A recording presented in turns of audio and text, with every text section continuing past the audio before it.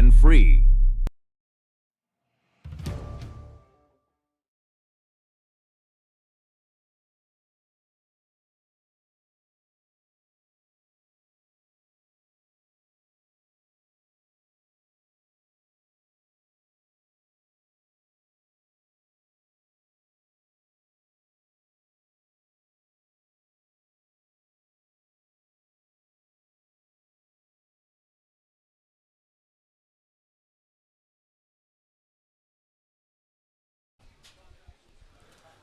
High school football season has arrived here in the great Buckeye State, and we kick things off with a rivalry showcase from Sparta, where All-Ohio defensive menace Kane Stover and the Fighting Scots will look to knock off the Scott Spittler-led Freddies in a Week 1 matchup you are not going to want to miss. It's Highland versus Fredericktown, and it's all coming up live and free next.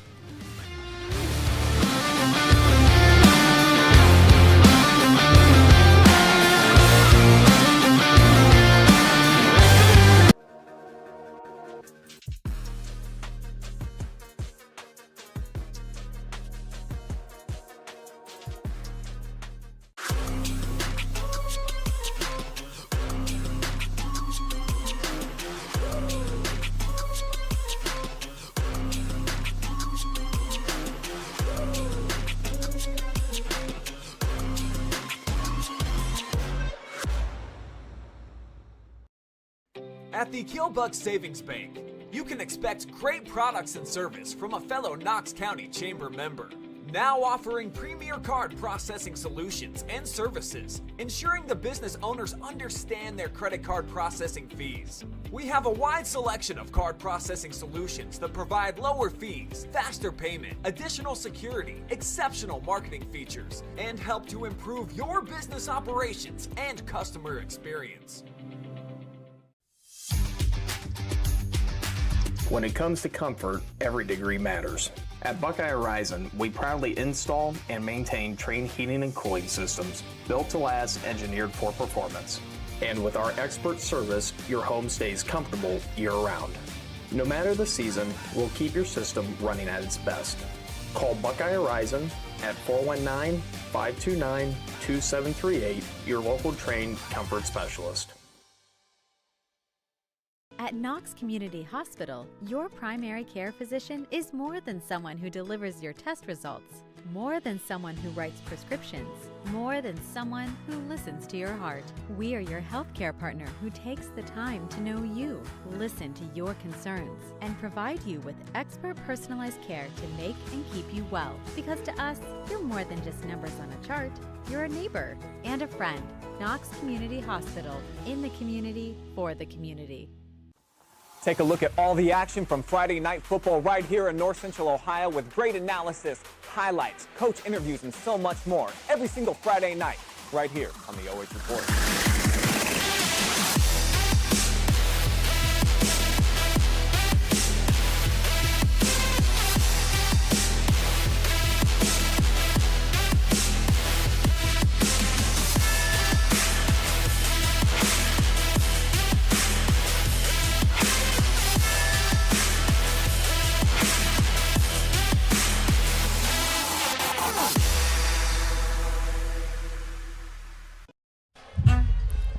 It's the Central Star Home Health pregame show, and when you wish upon a star, care will come to where you are. Week 1 kicks off with a rivalry showdown tonight. Fredericktown and Highland are just minutes away from a Week 1 matchup. Good evening, folks, and welcome to Marengo, Ohio, here at Covret Stadium. I am Brian Skowronski, the great Effie James, my sidekick here tonight.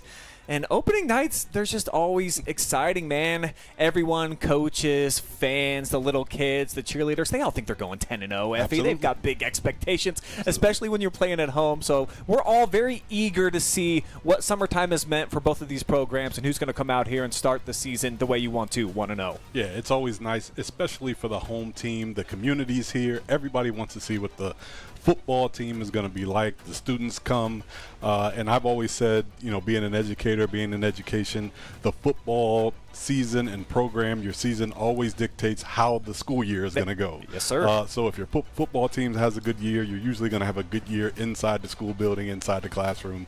So no pressure on either team here, but this should be a fun night for both schools. A little bit of pressure, I think, for the Freddies now that they're in their second season under head coach Scott Spittler, and it started pretty good. 8 wins for them last year, made the playoffs in 2025, and I think that you've got a pretty good idea what they're going to do offensively. They're going to try to ground and pound you, win the trenches, force some turnovers. They got to start Johnny Ashcraft tonight, though, under center, replacing a first-team All-KMAC performer and Blake Sipes from a season ago. So I think we're going to learn a lot here in this first half about how much they're willing to maybe put it in the air. And what do we have in this young junior? You know, with Coach Spittler, I think we talked for years about, you know, and I think other people have probably told Coach Spittler, you got to evolve, you got to change, you got to move with the time. And I'm sorry, I don't think he's bought it. I think the kids are the ones who have learned, hey, we've got to figure out what we've got to do to fit into his system, and it has worked. So Mr. Ashcraft, as he steps into this new quarterback role, I think he's going to have to figure out how to lead this team in the way that Coach Spittler has figured out how the program can move offensively. So I think he's going to do a good job of that tonight. Here come the Fighting Scots under head coach Ty Stover, busting through the paper and making their way here out onto the turf for the first time in 2026. Let's take a look at them and what they're expecting.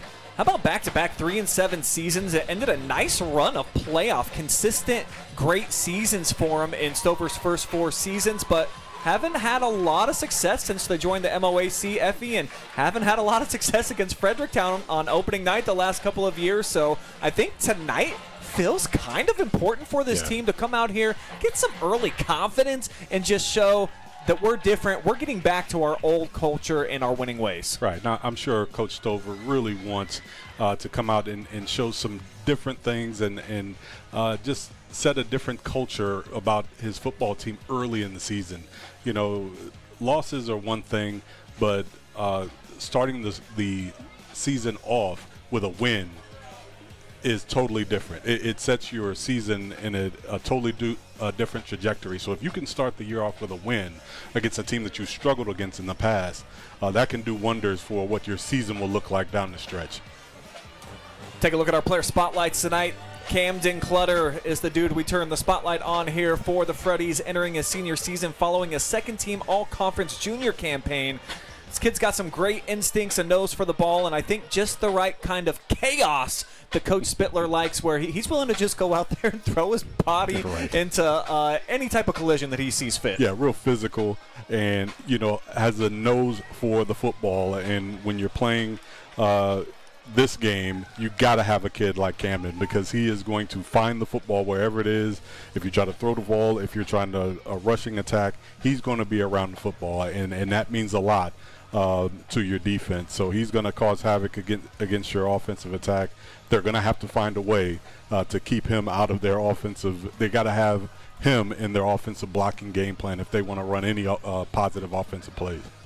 Still got about 90 seconds here. They're a little quick to get out there. Everyone's excited to get week 1 going. Let's go. But we're going to spotlight another defensive player, and how could it not be Kane Stover? I think arguably he's the most exciting returning player in Morrow County. Just obviously great genetics. You look at the family that he comes from. They're just associated with like great rugged competitors, and his choice to go to West Point, continue and participate as a football player at Army, I think that says all that you need to know about that young man. Yeah, well, and the thing about Kane is just the word that comes to mind is productivity.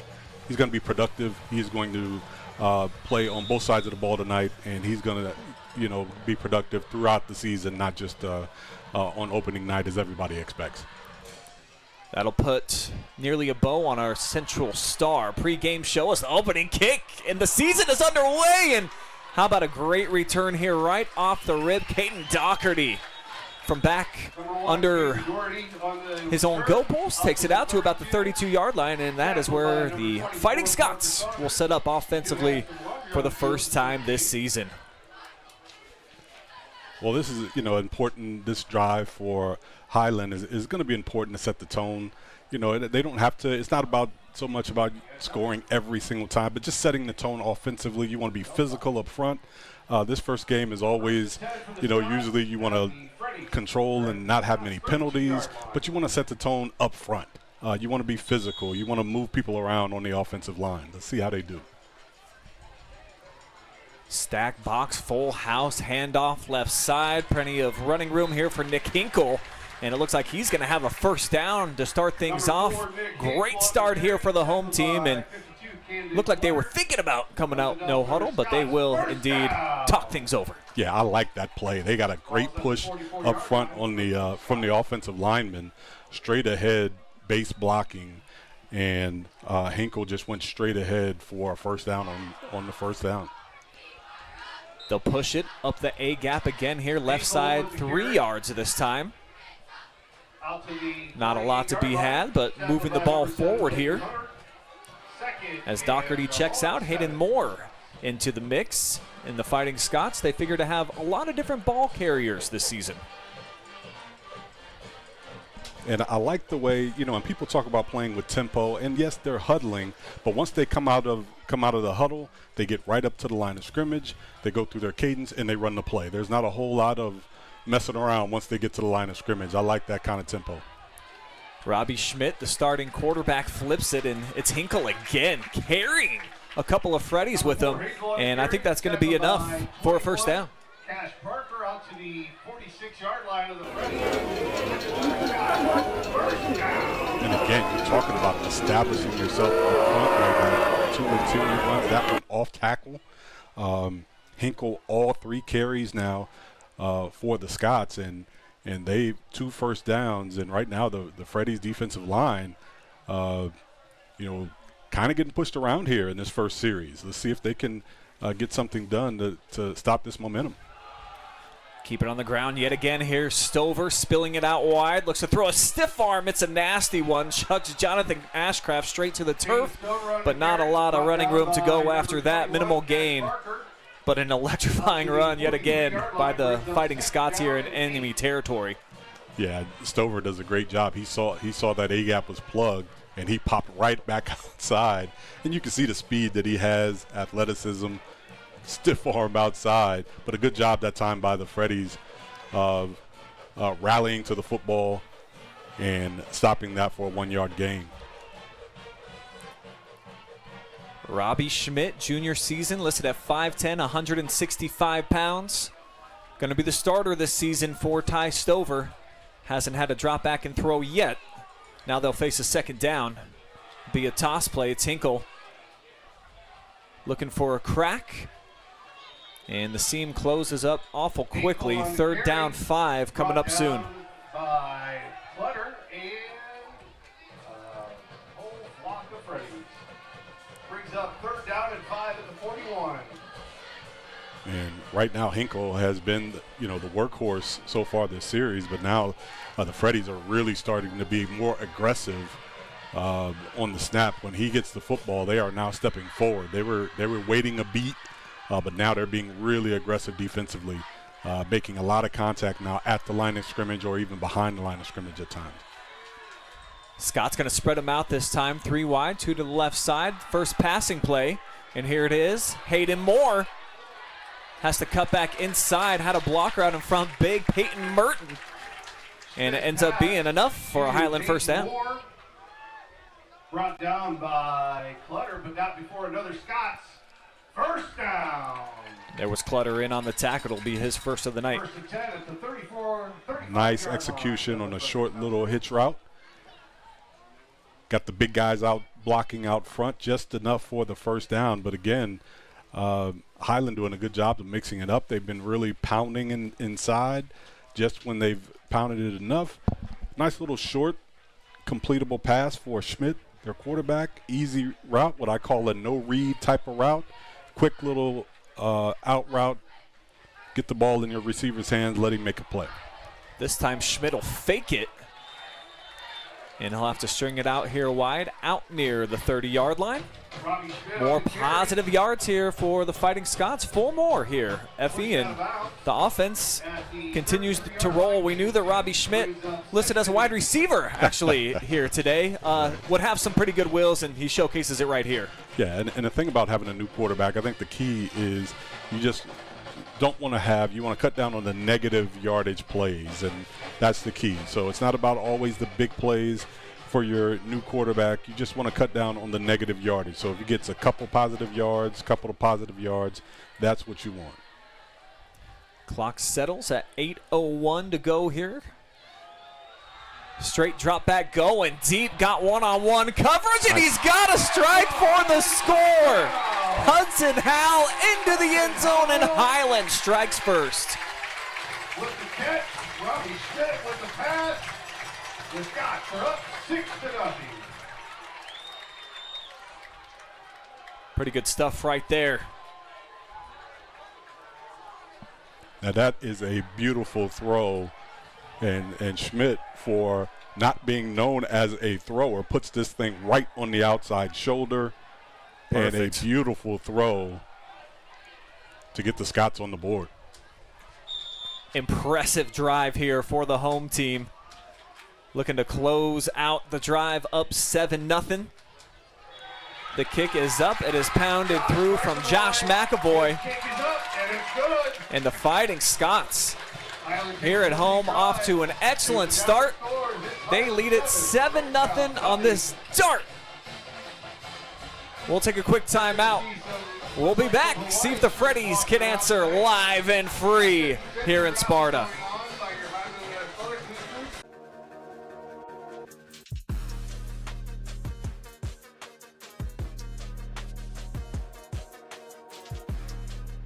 At Knox Community Hospital, your primary care physician is more than someone who delivers your test results, more than someone who writes prescriptions, more than someone who listens to your heart. We are your healthcare partner who takes the time to know you, listen to your concerns, and provide you with expert personalized care to make and keep you well. Because to us, you're more than just numbers on a chart. You're a neighbor and a friend. Knox Community Hospital, in the community, for the community.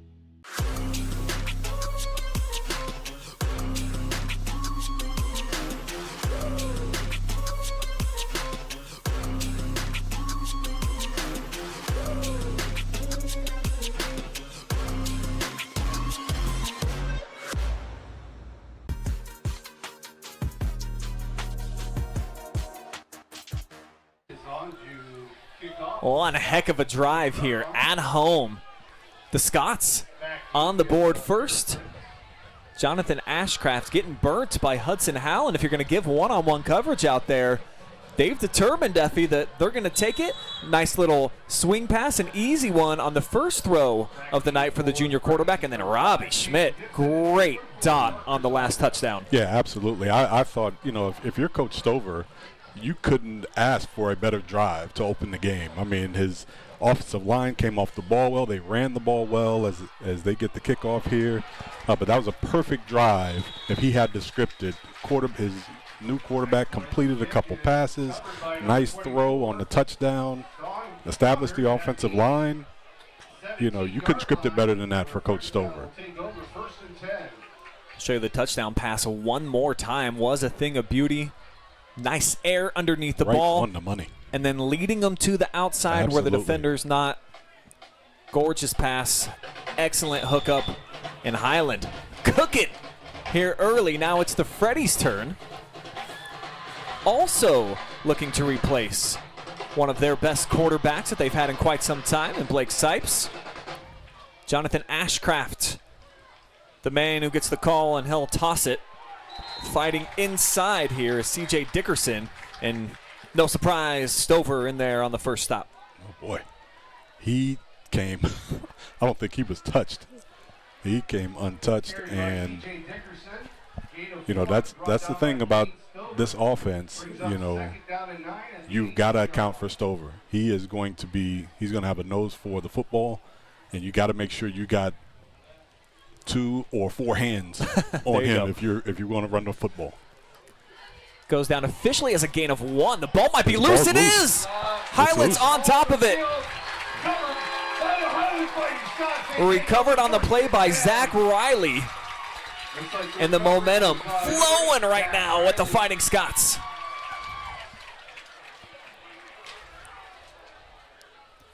Wow. Just a missed exchange Yeah, and so much of this wing T offense is about ball handling. And, again, a lot of new guys, certainly with a new quarterback in live action, first real live action, that ball handling is critical. And it looks like an offensive lineman may have bumped him, and the ball comes loose. And here we are, the Scots in the red zone. 5'7" senior pouncing on top of the ball. Good heads-up play for him. Ball marked right at the 20. And Highland going to burn their first timeout.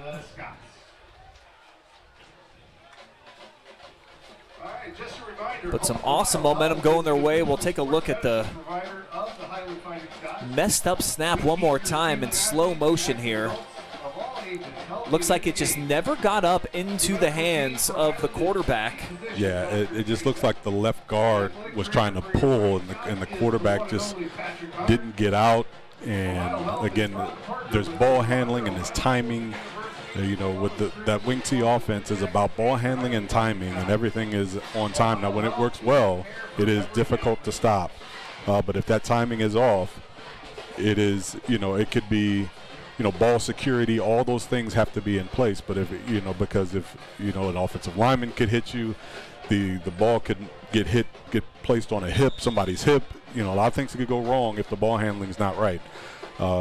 That time the ball's on the ground, Highland jumps on it, and here they are. Looking to add on to their 7-point lead as they run straight ahead. Lead block is pretty nice as well. It's going to be a 12-yard pickup for Nick Hinkle. Dude has just been munching yards so far here early on, eating them up. Another nice one. They'll pick up a first down. Well, I am impressed. Oh, here's a late flag. And that's a late flag here. And I think it was after the play. A late flag comes in, and it's some words being exchanged. And you just hate that because it was such a great play. Unsportsmanlike conduct on Highland, and it was for words. And I really hate that because that was a great play, and somebody said some words, and you can tell the referee didn't like it. It must have been a magic word because the flag came out immediately, and it really kind of pulls that momentum because it was a great play. But either way, the Highland is really controlling the line of scrimmage here, and Hinkle is running hard behind his offensive line. It's going to complicate the matters, though. Back up 15 yards. They're at the 23-yard line now, where it will be 1st and goal. Officials are huddled up, having a conversation, and you're right, it didn't look like there was anything physical after the play. One of those magic words, yes, as Effie likes to express. And certainly just the momentum that they had and the emotion of the game. Week 1, you're trying to go in and go up 14. This team's beat you the last couple of years, and they're neighbors, basically, a community that's just right down the block. So sometimes it's going to get the best of you out here as a teenager. Well, and I'll tell you what, though, if you're watching this game, there's no, and I know it's tough as a teenager. I get it, but there's no need to talk. You're saying what you need to say on the field right now, especially if you're an offensive lineman. It's being said with the pads right now. But nonetheless, this is a chance for Fredericktown now. You got them. It's still first down, but that's a chance now to make a play here defensively. Get them behind the sticks here and try to start putting some plays together defensively and try to keep them off the board and get your offense back on the field. Clock rolling, under 7 minutes to go here. Opening frame, opening night. Highland just forced a turnover after a nice lengthy touchdown drive of nearly 70 yards, and they'll keep it on the ground again, put it in the hands of Hinkle.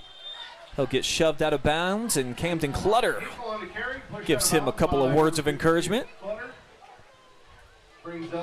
Only a couple on the game. Yeah, see, that was a great job that time up front. They were able to break through the line of scrimmage and hold Hinkle that time to a 1-yard gain. And, now, you're back outside the 20-yard line. 2nd down. This is a big down now for the Freddies. If you can get them in a third down situation, a third and long situation, it kind of makes things more difficult than it has been this whole game, frankly, for Highland. So this is a big down for Fredericktown defense. They'll go play action, swinging out. Stover's all alone. Wow. Wow. Kane Stover to the outside, catches a block, switches it. Wow. And he's in. Fighting Scots score. A flag comes in way behind the play. It looks like a lid was lost. Austin Geisinger, the senior, coming off the field without a helmet. That was some more unsportsmanlike play afterwards. This is more the physical nature, though. Some guys really getting after it away from the football. The infraction occurred nowhere near the play. And I think I was watching in real time. The flag hit the turf after Stover entered the end zone. It did. Interesting to see how they're going to handle this call. As it stands right now, it's 13-zip on our Graham Auto Mall scoreboard. And check them out on West 4th Street, 1515 West 4th, for the best collection of cars in all of North Central Ohio. And it just looked like a lot of wrestling, and I don't think anybody threw any punch. I think somebody got their helmet ripped off, possibly. Yeah, it's down below the scoreboard, so it was well off the screen. You see Stover diving in. Clearly, he's in for the score. But way down here is where the hanky hit, and you see old number 55 walking off, and his helmet's not exactly strapped to where it needs to be. So Geisinger got in a little tussle. And if anything, it should be on Fredericktown from my observation. But the way the referees have the ball in hand, it looks like they might be backing this up. Right.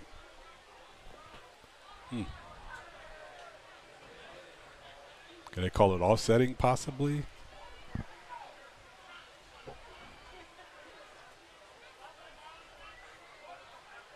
A hold. We have holding How about it? Okay.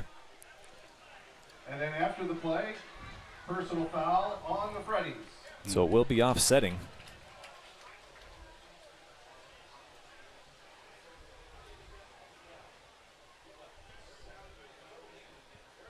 What a tough break for Highland. Yeah. If the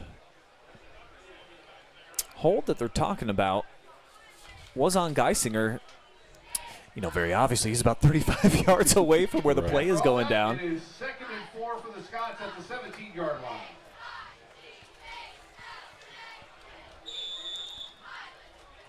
So it is just a do-over now here for Highland, and they lose a little bit of that momentum they had just built.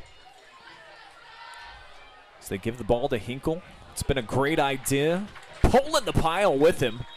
Shrugs forward out beyond the 10 as another lid goes flying. That was Hinkle on the carry with a big push from the O-line. Third down and goal on the way. That's a Scots first down. Yeah, Hinkle drove those legs right past the sticks. That's going to give him a first down. And well, I'm confused. I thought it was first and goal initially from the 23. I think the referee's got this wrong. Yeah, it was first and 10 when they moved everything back. Initially, it wasn't first and goal. It was still first and 10. They just moved the sticks back. Don't ask me to officiate. I just watched the game. It's opening night for all of us, folks. Right. I'll get with the rules and the occasion here soon. Stover pushed back. Nice drive. Junior Butler able to fill in on the hole. Number 6, Junior Butler. Not a lot of wiggle room there for the senior. 8-yard line brings up 2nd and goal.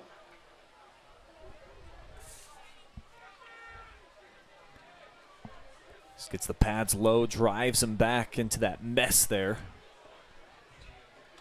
Yeah, Junior Butler really stepped up that time after a short game by Stover. And, you know, this drive, after, you know, those penalties, the momentum, is not really there. But Highland, nonetheless, is still with the football, still an opportunity here to put another score on the board, you know, after the Freddies turnover.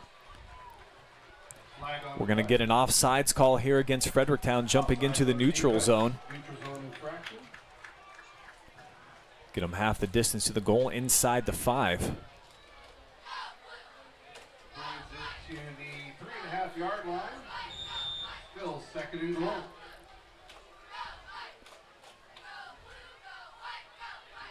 And this is going to be tough for Fredericktown's defensive line. They have struggled against this offensive line from Highland. They have really had their way up front with Hinkle running hard behind this tough and physical offensive line. They go in behind Murta again. He reaches for the goal line. This time he's in, and it will count. Touchdown, Scots. Scots back on the board. It's 13-0.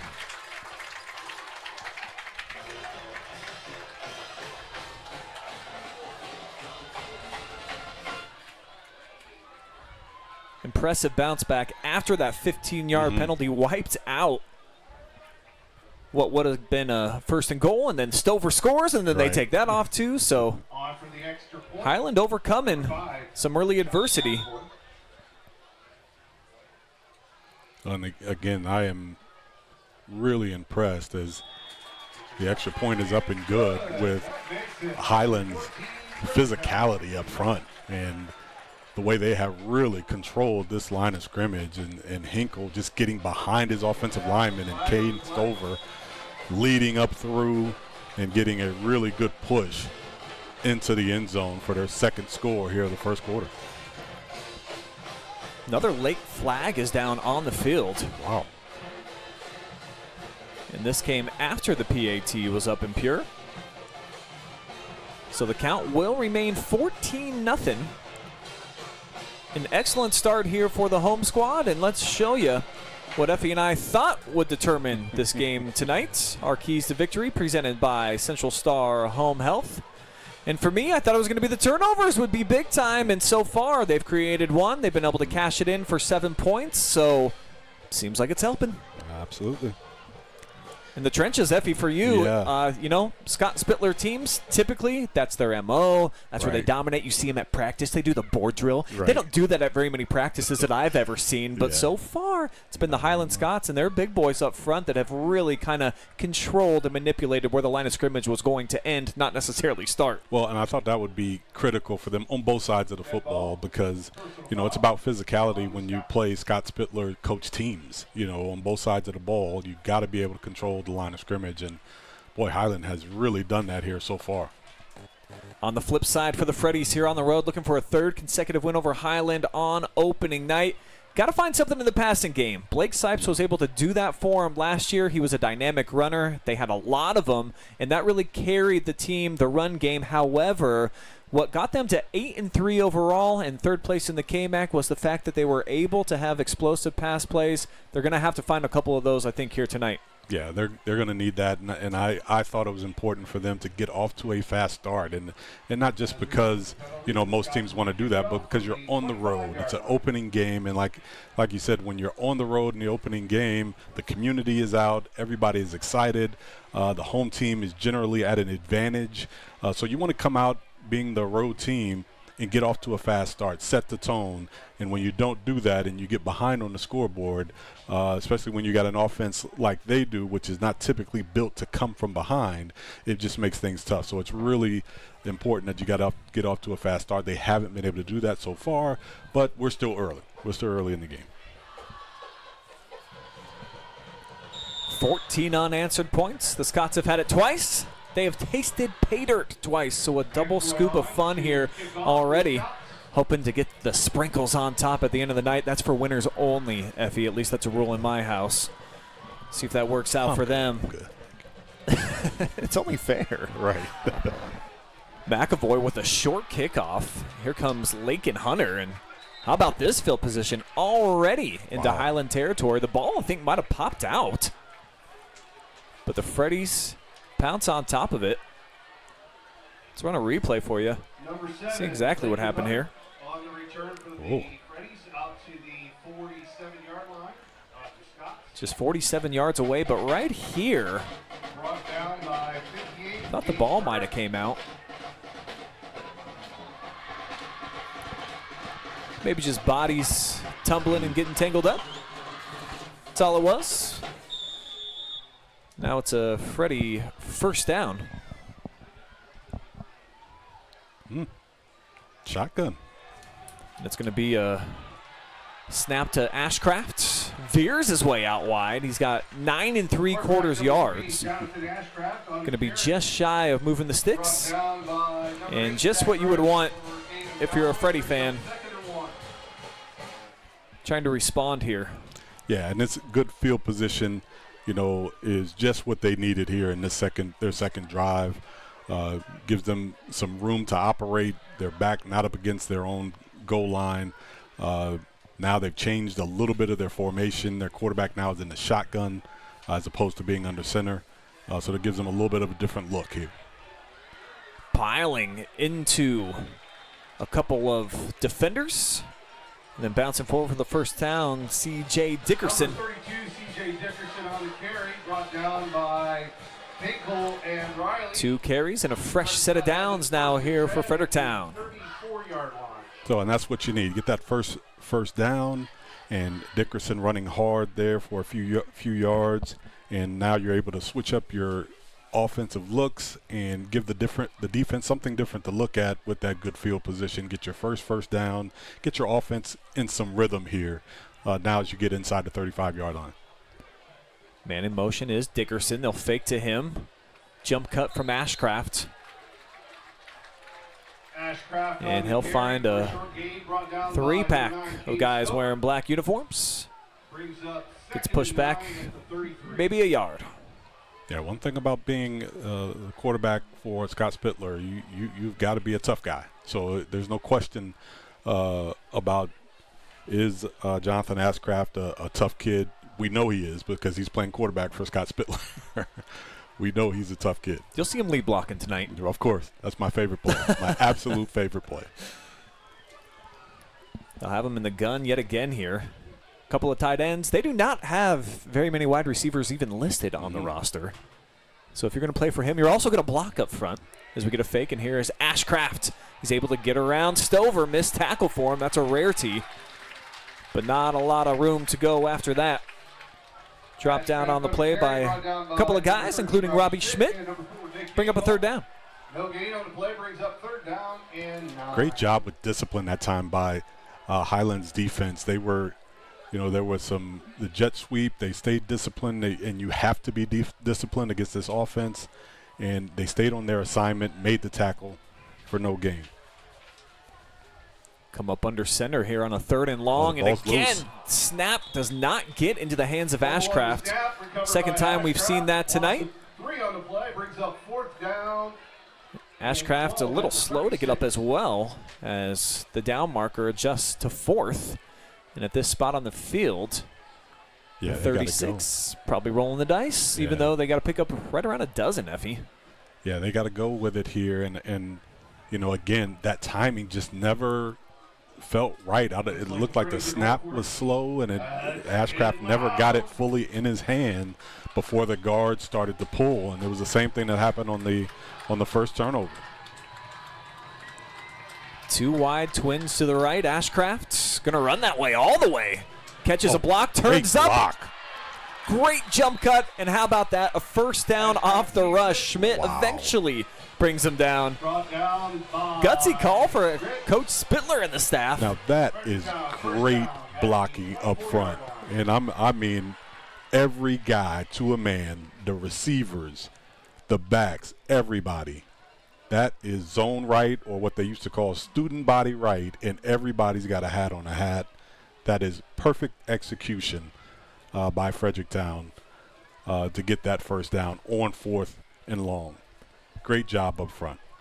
Got 14, needed a dozen. Off the fresh set, low snap, handoff. Dickerson on the right side. And he's able to trudge forward for more than it appeared at first that he would get. Right around 4-yard pickup. On the carries is Dickerson for a gain of 3. Brought down by Dylan Wiggins. You know, a gain like that, you know, that big 14-yard gain, that really gives you a spark offensively, you know, on fourth down, especially you've done it running the football. You know, everybody gets out and runs, gets a hands-on defenders, and you got your quarterback is running hard. That really gives your offense a spark. And heading into the second quarter, that's what this offense needs. First 12 minutes in the books. Fighting Scots enjoying a 14-0 cushion. However, Fredericktown knocking on the door. We'll see if they can kick it in for points when we come back. Second quarter action on the way from Sparta.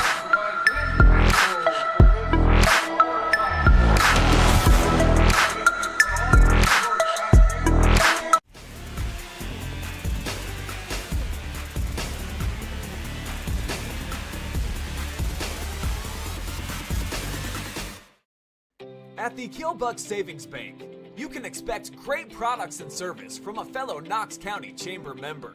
Now offering premier card processing solutions and services, ensuring the business owners understand their credit card processing fees. We have a wide selection of card processing solutions that provide lower fees, faster payment, additional security, exceptional marketing features, and help to improve your business operations and customer experience.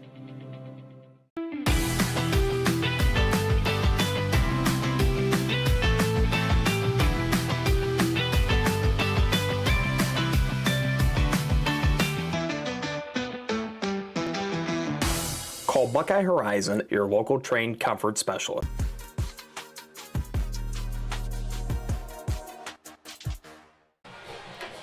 Fun game going so far here to kick off the 2026 season. It's 14-0 right now. Home team on top, but Fredericktown entering the red zone area, getting pretty close here as they've got a second down play on the way. It'll be a double handoff, but nowhere to go. Excellent read and the tackle in the backfield made by Gage Murda. Down in the backfield by number 58. That's Gage Murda. Wow, that and the double handoff, and again, Highland, excellent job with their defensive discipline, keeping their eyes focused on where they need to go and attacking that ball in the backfield. Big loss for the Freddies. Freddies bringing up 3rd and long.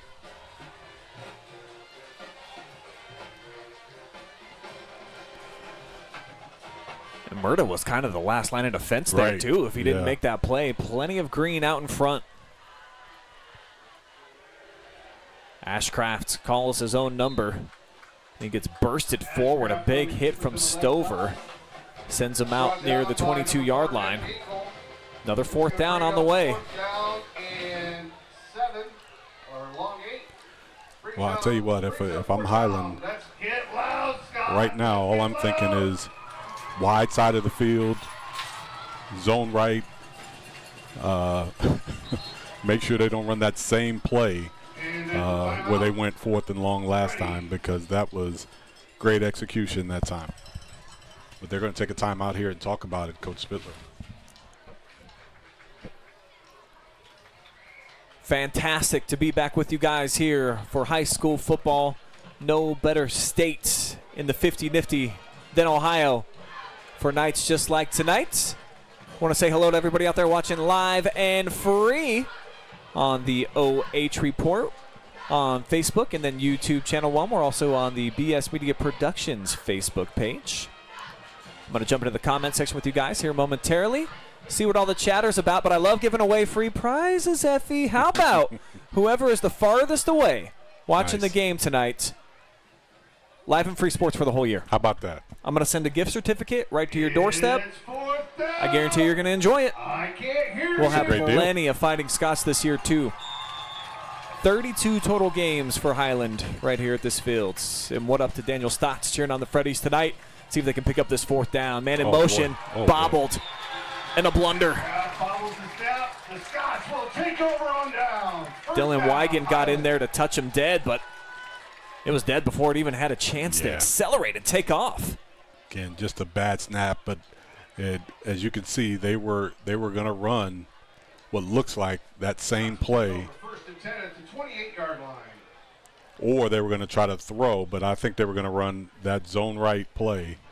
And just a bad snap.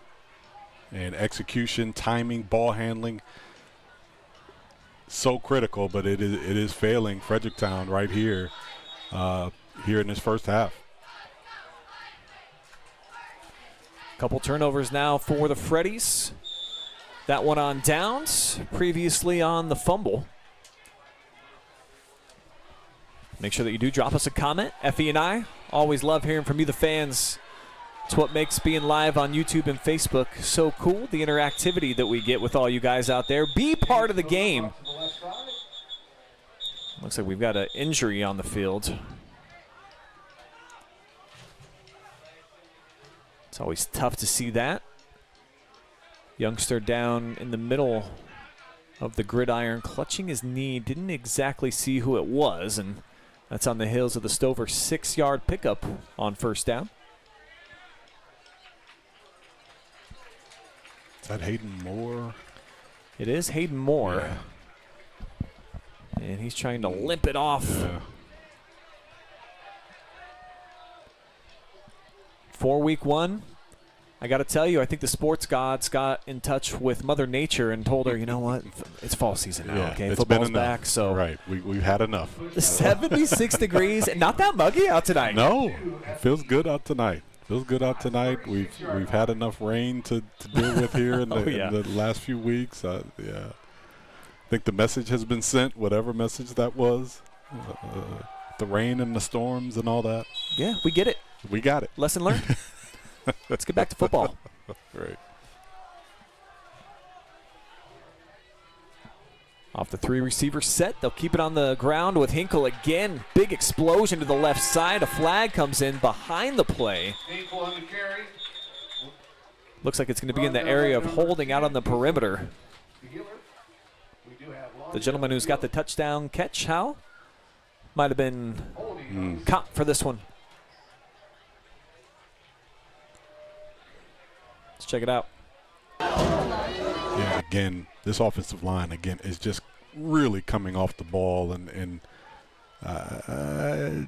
you could get a hold there, but it's the aggressiveness. It's the power coming off the ball. Hand placement was bad that time. You know, I think that was a hold. You could call a hold there, but the aggressiveness and the Scots really coming off the football is, if I'm Coach Stover, I am absolutely loving that. And my backs are running hard, and that's going to be a recipe for great drives if they can keep that up here in this game. Nolan Landefeld whistled for the infraction. Taken off, breaking the pocket as Schmidt circles back here near side across the 40, keeps his feet in bounds, and then shoved out across midfield a little late on the sideline. Pushing and shoving going on. He and Clutter going back and forth. The coaches getting involved. Cooler heads prevailing here, but tempers rising on opening night. Well, I never knew this was such a heated rivalry. They are really after it. But that was a little after. He was well out of bounds. I don't think any additional flags came in with the scuffle, so we'll show you the replay. There was a play. There was a flag that came out after. He bumped him after he was out of bounds. Excellent run, though. Turn Absolutely. it back upfield, and then 1, 2, 3 feet on the chalk, and especially when they're on your own sideline. Yeah.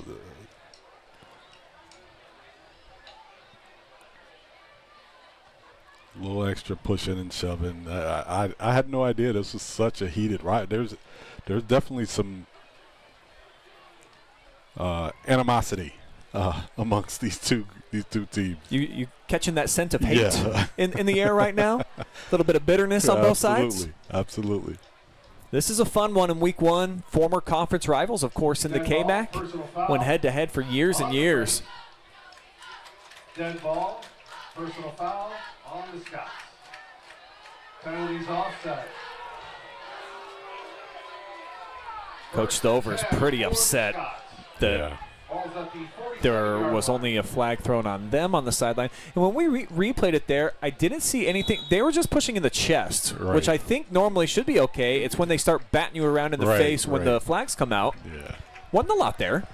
Yeah, I think these officials are kind of they're playing it safe here, and a lot of emotion on that field, that's for sure. So they don't get the extended 15 yards on the fake and around. Doherty to the outside. He's got some jets. Turns him on. And he's inside the 25. A big first down run. Big game. We got another flag on the field. Flags coming in right at the point of the tackle. Referees have been very involved here early on. We're about 15 minutes in.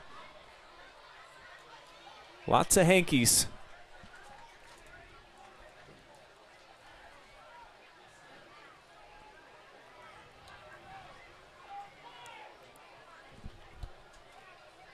They've been talking about it a lot too. Yeah, a lot of talk, and is that another unsportsmanlike? It is going to be a dead ball personal foul. Let's see if we can identify it here. Dead ball, unsportsmanlike. So at the end of the play, here's Diesel Baylor with the tackle. They're going to call that on Highland. Oh my gosh. They're going to call that on Highland. And Effie, there's a great segment on a TV show called Doing Too Much. What I don't appreciate about that flag is he popped up and he showed emotion to his teammate. He was excited in his teammate. If you do it in the opponent's face, you should throw the flag. You're not allowed to taunt anymore. Right. Don't love that one right there. Yeah. To quote one of the dads in front of us just now, let him play. That's a lot. That was a lot. Not great. So it backs him up now. Will just be 1st and 10, though, from the 39 and around here. Stover, and they were waiting for him. Gift wrapped in the backfield. Gets slugged down to the turf. Cash Parker and company coming in to make the stop, and it's going to be a decent loss, maybe 6 yards in the opposite direction. Yeah, if nothing else for the Freddies defense, they have had Stover bottled up in the running attack. When he gets his hands on the football, there's always been 2 or 3 defenders around him. So they have had a lot of success with Hinkle running the football and Schmidt and the receivers. But when Stover gets his hands on the football offensively, they have had defenders around him so far this evening. Back to pass. Nice throw. Even better tackle. Slung down. It's Parker back in on the stop. That'll force a 3rd down and long here for the Scots. A Fredericktown defender brings up 3rd down and long. And again, another nice, what I call a no-read throw, a hitch pass outside. Let's see if your receiver can make a play. And, Hayden Howell has proven that, he's a playmaker. So you get the ball in his hands and see if he can break a tackle. That time, Fredericktown does a great job getting him on the ground, bringing up 3rd and extremely long here. And this is a good defensive situation for the Freddies, trying to get your offense back on the field here in the first half. Tried to sneak Stover off the ends, and they're just finding him right now. Yeah. Wrapped up by Noah Shannon. 2nd time he's had a tackle on this drive. Punt unit trots on here now for the Scots for the first time. Now penalties and all that, but you got to be happy if you're Coach Spittler with that defensive stand, and you had penalties to help out and all that, but you got a defensive stop, and you're Coach Spittler, you got to be happy with that. Get your offense back on the field here with just over 7 minutes here to play in the 2nd quarter. McAvoy angles it near side. And it was kind of a dangerous play coming up there for Diesel Bueller. Try to catch that. Wow. Bobbled out of bounds at the 21-yard line. Dangerous. Freddies get the ball back, though, with 7 minutes, 10 seconds to go in the 2nd quarter. Get a secondary look at this. Yeah, really dangerous here. He got a late jump on, he wanted to catch it, but I think he got a late break on that ball and it died. And he still tried to catch it, so luckily for the Freddies, they got a good bounce and it went out of bounds here, so they're going to take over. Fredericktown had a promising drive end on their last possession. They'll flip it here to Cash. Parker gets swallowed up in a sea of black and blue after a gain of just 1. Gain of 2 on the play. Brought down by number 8, Zach Riley. Second down and 8. And one thing that we're typically used to seeing, Brian, that we haven't really saw tonight is just that initial push from the line. We're seeing a lot of pulling and a lot of things horizontally from the offensive line from the Freddies, but we're just not seeing a lot of push from the offensive line. Nothing that is getting the Scots defensive line off the line of scrimmage, and I think that's the key. That's why they're not getting much out of their offensive rushing attack. Off the throwback, here's Parker Saunders showing a little something there after the connection from Ashcraft. Pass is complete to number 24. Good looking run after the catch, and we'll set up a 3rd and short. Zach Riley brings up 3rd down and 1. Yeah, nice execution on the throwback, and again breaks the tackle to gain good yardage there on 2nd down. Brings up 3rd and really short, a very important 3rd down here for the Freddies. Zach Riley on the stop there for the Scots.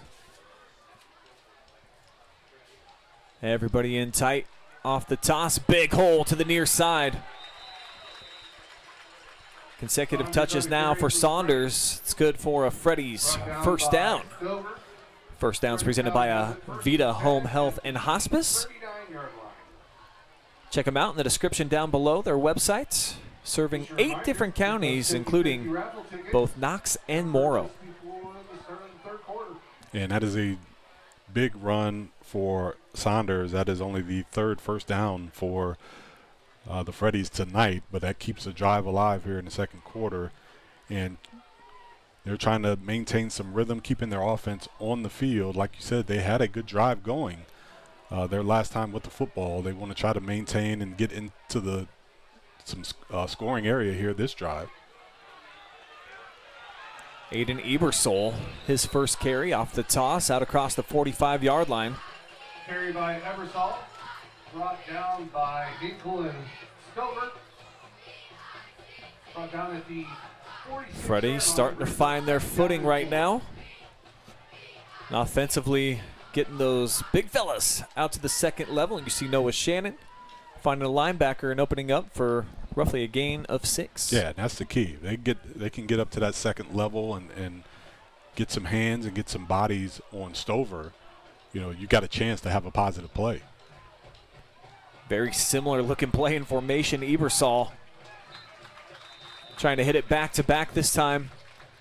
He gets stuffed right where he needed to get. 3rd down, very short on the way here for this Fredericktown offense. Though I think Junior Butler, he's a pretty big dude out there at tight end. He might have been able to manipulate the referees right into moving the chains, did he not? How about it?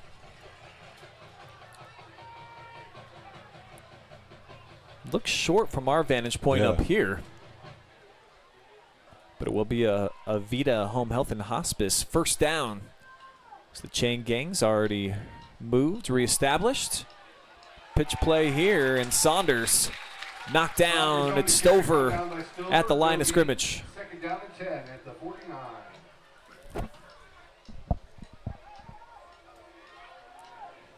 Dude is just a heat-seeking missile when he decides to go after it. Sheds off a block. Right. Once he diagnoses the play, he is there, and you've got to have guys that are assigned to him, and generally more than one guy, because he's generally going to shed that first guy. Toss play opposite way. Here's Cash Parker. Spins down to the turf. Gain of 9 on the play. Down by number 4, Nick Hinkle.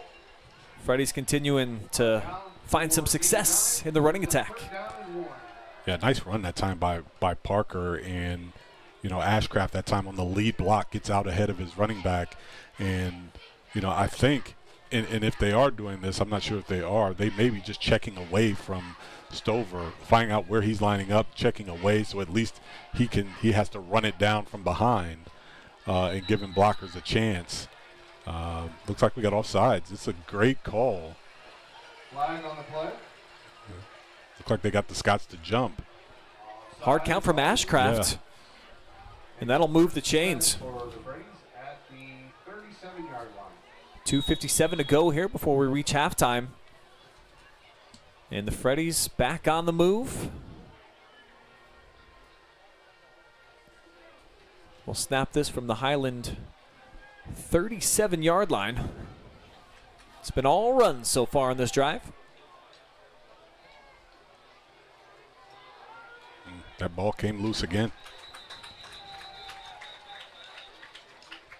Ashcraft keeps it, brought down by number 72, Chase Yeah, Justice. that Makes it second. QB center exchange has just not been clean tonight, whether it's under center or in the shotgun. It just has not been what they call a clean operation tonight. That ball came loose again, and he almost lost it again. So cost him a down. Luckily, it didn't cost him the football that time. This time Ashcraft fakes. Bursts forward out near where he needs to get for the first down. Will be just a little bit shy. Brought down by Hinkle. Another solid run. Brings up third Opened down up and by one for the Freddies. the Hog Mollies out front. Third and less than one. Quickly they get up to the line of scrimmage. Spin toss. Here's Cash. Dragging a couple of defenders with them. It's Schmidt. Parker on the carry, brought down by And another first down here for Fredericktown. And I really like this tempo 10. that the Freddies are playing with. They are up to the line of scrimmage. They're playing with different tempo, and I think Coach Stover is going to take a timeout here. He senses that his defense is on their heels, and he's going to take a timeout to talk it over. Scots with one timeout remaining. Fredericktown still has a couple. As we say hello to Anthony Moreland tuning in from Cali today. It's going to be tough to top that in terms of distance, at least if you're watching in the U.S. of A. West Coast, baby. Where at in Cali? Been enjoying my trips out west. Got to go to L.A. for work in February. Visited Fresno. Still trying to get to like southern SoCal. Check out places like San Diego. How about that? Rock Hill, South Carolina also in the mix. East Coast, a little bit closer drive. I'm going to guess about 13-ish hours in the whip to get out there. Wow. Must be nice. Must be nice, man. Get out there, get traveling. And well, when it gets paid for. Man, and yeah, man, it's nice. You know what else is nice? What's nice? Getting this paid for live and free, guys. Thanks to our good friends at Graham Auto Mall. Visit 1515 West 4th Street in Mansfield for the best selection of new and used automobiles, basically in the entire galaxy. Check them out. Instant Replay sponsors, presented by Morrow County Job and Family Services. You can call the number in the description or visit their location in Mount Gilead to see what services are available for your family. Don't forget about North Central State College, where they're providing individuals with the knowledge, skills, and inspiration to succeed in their chosen paths. The path forward so far as the flag comes in for the Freddies has been all on the ground this drive. Ashcraft on the carry. Though I think they're going to back it up 10 yards. Penalty on the play. Make it 5 off the illegal shift. Illegal motion on the Freddies. It's been pretty clean living minus that bobbled snap so far on this Fredericktown drive. Yeah, they had been playing, with the tempo and things like that. That really helps you play a little bit cleaner. You're in and out. You're up on the line, on the ball. You don't necessarily have to huddle. That really cuts down on your mistakes. But that time, somebody moved a little bit early. The referee, the flag comes out right away, moves them back 5. Off the toss play, the double handoff. Cash Parker. Yeah.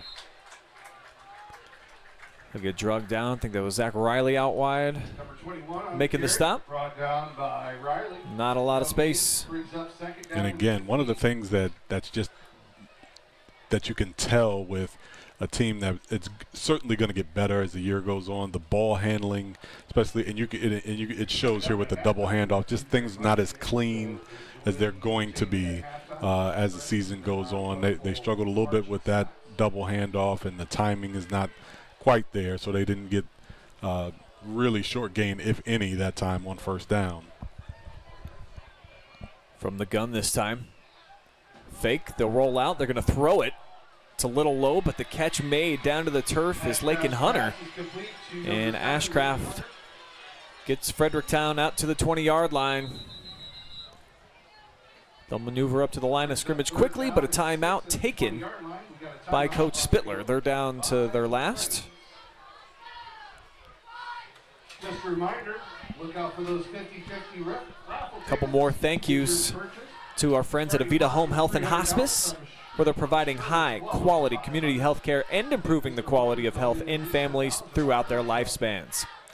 Tonight's broadcast also presented by Buckeye Horizon Heating, Cooling, and Plumbing, your local trained comfort specialist, and Knox Community Hospital, where they're in the community for the community. Speaking of communities, let me stand up. Let me take a look at this crowd here tonight. Yeah, nice crowd out tonight. Beautiful venue. Love the stadium. Yeah. The student sections are down in the end zones, which I think is really cool. We've got Hawaiian night on one side. On the other, looks like camo, or at least just green. The band's about to make their way on the field. We will have both performances, and I don't exactly know what Highland has in store for us with the halftime band show, Effie, but you see down here they got like this big phoenix bird and these big pop-up wall thingies. Who doesn't want to see that? It's coming soon. The wall thingy.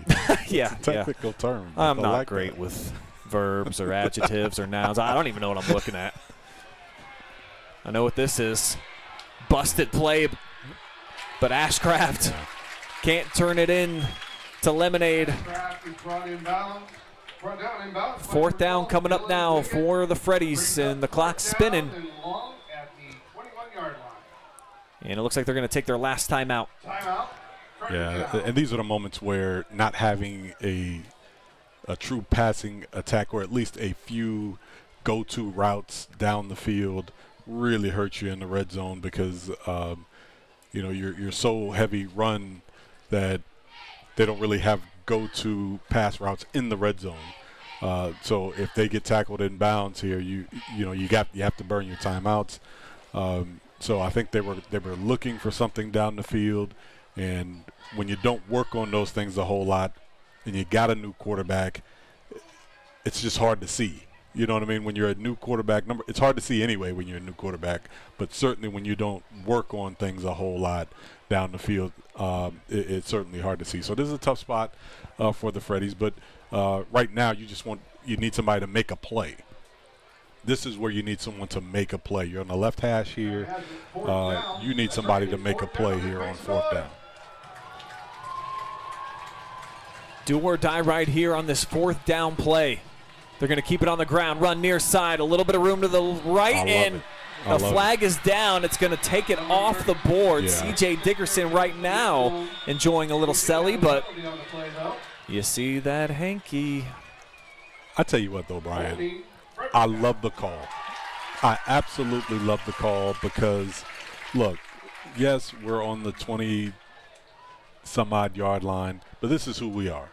You know what I mean? This is who we are. We just got to execute, and they are just one poor block away from scoring right there. And I love that call from Coach Spittler. The flag's at the 22, so they're going to mark it off 10 yards from there. I think pretty obviously where you're at on the field, you're going to go for it, but what do you have in your bag of tricks to pick up about, again, 18? Look, we picked up, if it's me, we picked up 14 yards Run it back? Student body left. This is who we are. Now, we can throw the ball and see what happens, but look, We're going into halftime down 14-0. We haven't played very well. Do what we do. How about it? They'll fake it to Cash. They'll run left side. Ashcraft gets back to nearly the original line of scrimmage. But that'll be another turnover on downs. Consecutive drives that end in that fashion here for the Freddies. And for Highland, should go into the locker room up at least 14. 19 ticks on the clock. You try to get aggressive here, just maybe hand it off to one of your playmakers. They've showed they've got quite a few guys that are competent with the ball in their hands. You know, Hinkle has run the ball extremely well tonight, and they have got some guys on the outside that are playmakers. Howell has shown he can make plays on the outside, so but they're looking. It look like they're in a victory formation, so they're loving this 2-score lead. They're going to take it into the locker room. So the Fighting Scots will be content to own that 2-touchdown cushion as the second quarter will wind down, and we have reached the break here in week number 1 in Sparta. Great start for the Fighting Scots. They score on their first 2 drives, and they got a shutout going right now against the Freddies. We got a commercial break coming up. When we come back, your halftime band shows on the way.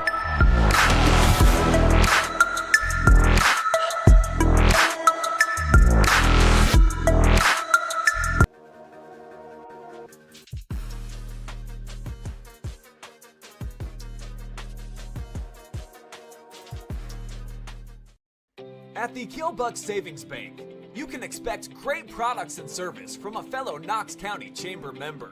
Now offering premier card processing solutions and services, ensuring the business owners understand their credit card processing fees. We have a wide selection of card processing solutions that provide lower fees, faster payment, additional security, exceptional marketing features, and help to improve your business operations and customer experience. At Knox Community Hospital, your primary care physician is more than someone who delivers your test results, more than someone who writes prescriptions, more than someone who listens to your heart. We are your healthcare partner who takes the time to know you, listen to your concerns, and provide you with expert personalized care to make and keep you well. Because to us, you're more than just numbers on a chart. You're a neighbor and a friend. Knox Community Hospital, in the community, for the community. When it comes to comfort, every degree matters. At Buckeye Horizon, we proudly install and maintain Trane heating and cooling systems built to last, engineered for performance. And with our expert service, your home stays comfortable year-round. No matter the season, we'll keep your system running at its best. Call Buckeye Horizon at 419-529-2738, your local Trane comfort specialist.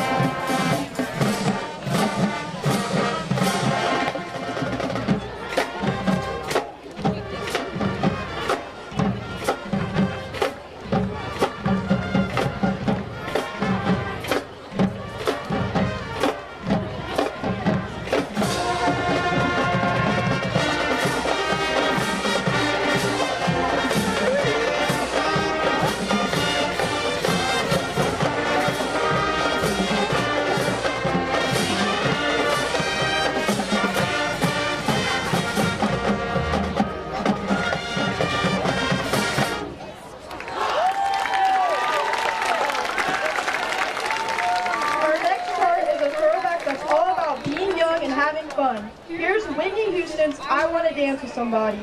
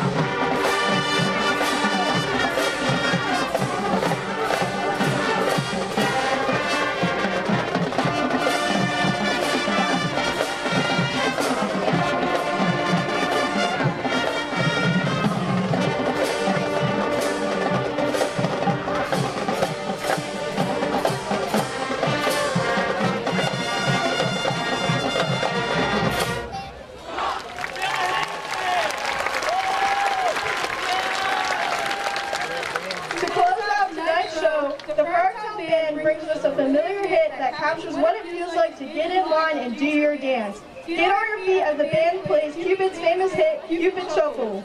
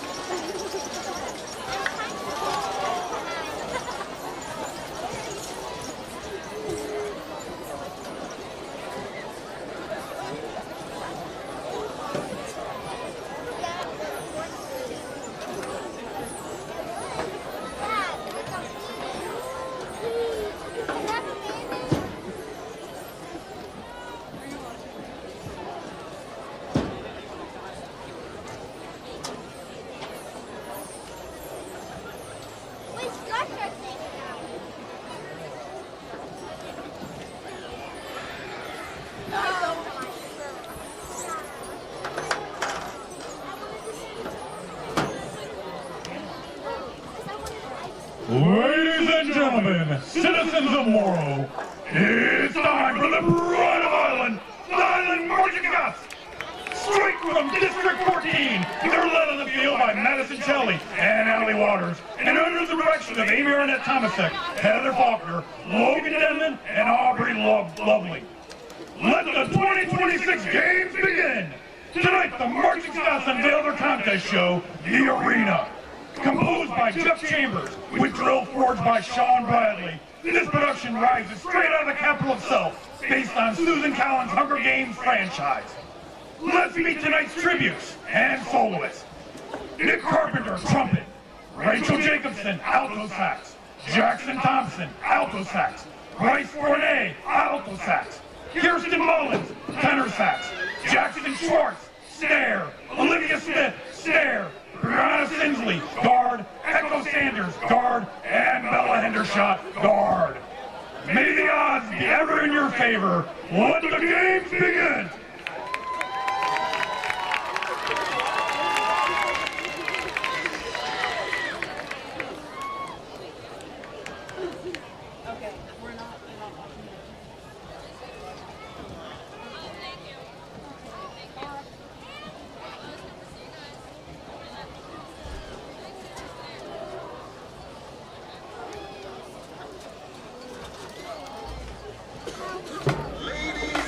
Gentlemen, the time has come for us to select one courageous young man and woman for the honor of representing their district in the 74th Annual Hunger Games.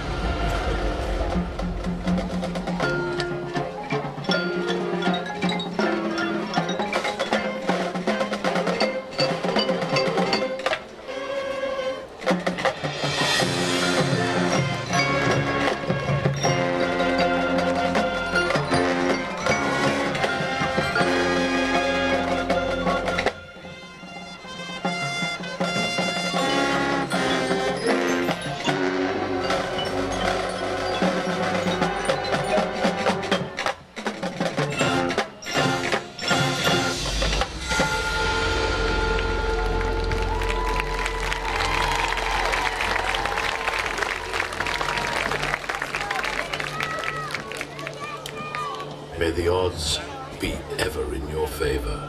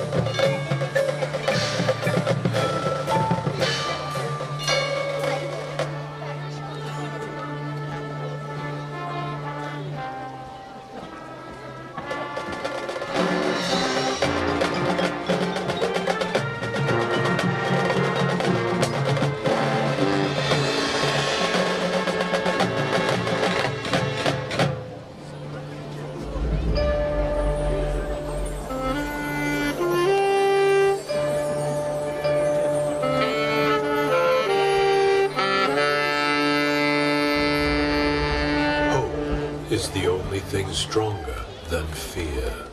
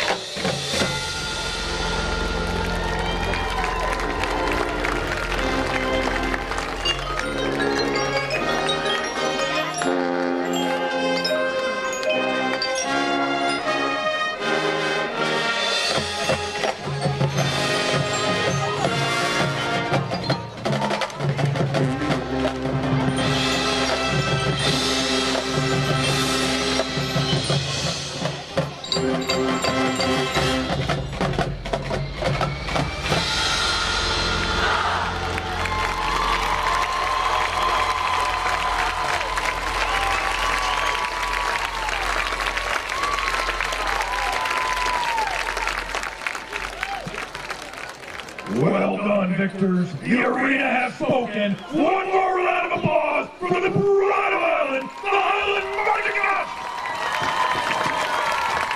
The Marching Scots will perform for veterans at the Morrow County Fair on September 1st and at the Heritage Day Parade on September 12th. Also on the 12th, join the Marching Scots at the first contest of the season at the Licking Night Pageant of the Bands. Make sure to mark your calendars for October 3rd to see this band in blue invade the shoe as the Pride of Highland competes in the Buckeye Invitational at the Ohio State University.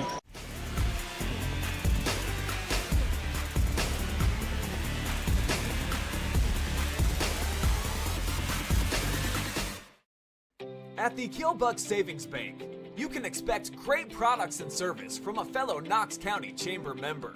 Now offering premier card processing solutions and services, ensuring the business owners understand their credit card processing fees. We have a wide selection of card processing solutions that provide lower fees, faster payment, additional security, exceptional marketing features, and help to improve your business operations and customer experience. At Knox Community Hospital, your primary care physician is more than someone who delivers your test results, more than someone who writes prescriptions, more than someone who listens to your heart. We are your healthcare partner who takes the time to know you, listen to your concerns, and provide you with expert personalized care to make and keep you well. Because to us, you're more than just numbers on a chart. You're a neighbor and a friend. Knox Community Hospital, in the community, for the community. When it comes to comfort, every degree matters. At Buckeye Horizon, we proudly install and maintain Trane heating and cooling systems built to last, engineered for performance. And with our expert service, your home stays comfortable year-round. No matter the season, we'll keep your system running at its best. Call Buckeye Horizon at 419-529-2738, your local Trane comfort specialist.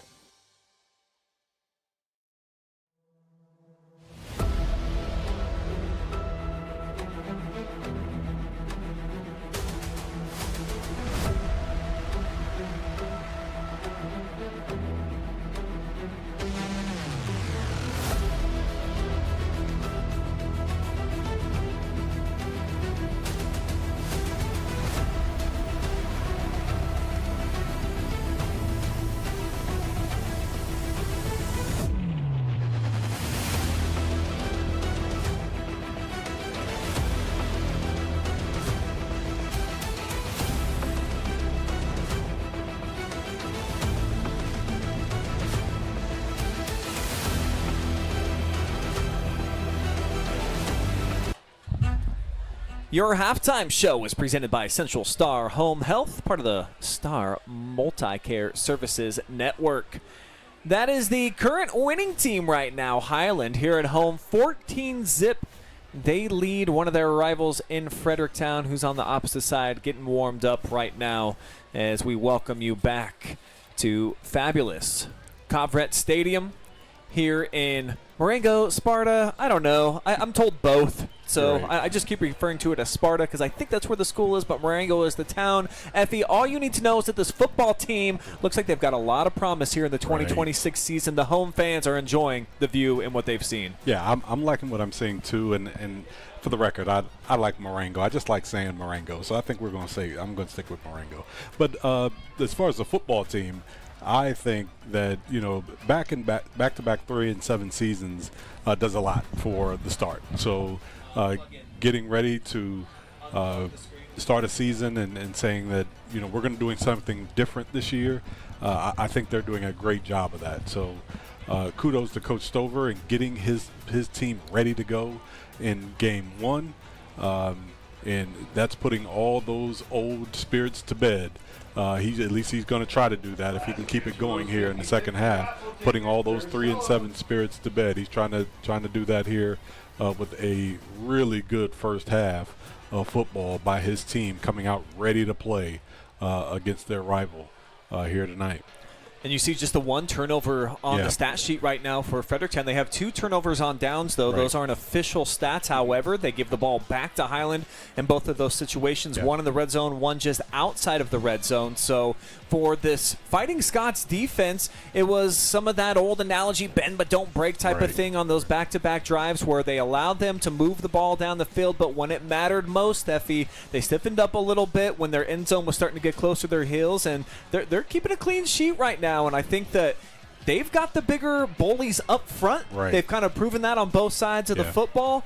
Can they keep it up here in the second half against a Scott Spittler-led team that if they're not winning in the trenches, I wonder what it sounded like in that halftime locker room. And that was my concern. How are they going to come out and play here in the second half with the physicality not going their way? That is going to be interesting to see because that has been the calling card for all Coach Spittler's teams. Even if they weren't winning on the scoreboard, they have at least been competing. And I'll tell you what, Highland has done a great job of controlling the line of scrimmage for the most part in this first half on both sides of the football. And I thought even though the Freddies played better there toward the second quarter, I still think that Highland done a great job of keeping them out of scoring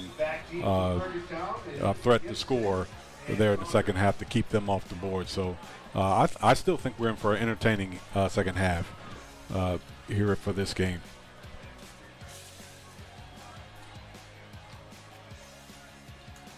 Be McAvoy kicking it away. It's going to be a short kick, fielded at about the 28-yard line here by Fredericktown. And off the return, it's going to be the quarterback, Jonathan Ashcraft, setting up the squad with fantastic field position. Try to capitalize as we open up third quarter play. 1st and 10 for an offense that does have a little bit of momentum dating back to that second quarter that you alluded to, Effie, where they started finding their stride, particularly in the running attack. Can they sprinkle in a couple of big pass plays, hit a tight end on a seam route or something like that? That's what I'm looking for. That was my key to victory tonight for the Freddies. See what they have up their sleeve here to start off this third quarter. It's going to be the wing tee tight set. Bring a man in motion, and it might have drawn a Fighting Scot offside. It will be encroachment. Cash Parker on the movement is going to earn 5 cheapo yards here for the Freddies. For everything they've done right tonight, the Scots, the penalties are starting to mount here. That is their 6th penalty on tonight, and that one was just a quick little offsides. I don't even know if it was a hard count. I think they just anticipated the snap that time, and they were wrong. This time they'll toss it into the hands of Parker. And he wiggles, gets low, dives out across midfield, and that'll be an Avita Home Health and Hospice first down. Brought down by number 4, Nick Hinkle. Great job by Parker, just keeping his feet. He was, got hit about 2 yards on the other side of the line of scrimmage, but kept his feet moving, turned his body, maneuvered his body to get beyond the sticks and get that first down. Freddies going without a huddle here. Back up to the line of scrimmage. They'll toss it near side. Not sure if that was designed to go to the edge or not. Up a hole, and then it gets filled pretty instantly. Zach Riley and company into the hole to knock it dead before it had a chance to really get started. No gain. And the pitch sweep is really tough. Anytime you're doing interior runs, it's going to be tough against this defensive front. They're stout up front. You've got to be able to mix it up, as you talked about earlier. You got to be able to mix it up a little bit. And here's an outside run. Lead block by the quarterback, Parker. Shifty moves, and he's down inside the 35. Big first down. Broke a couple of tackles, but a flag on the field.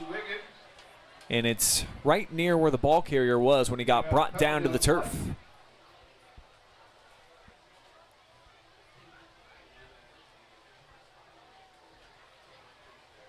As we showed you with the halftime numbers, there were 9 total penalties in the first half, and there was a lot more than that. There were several offsetting. Exactly.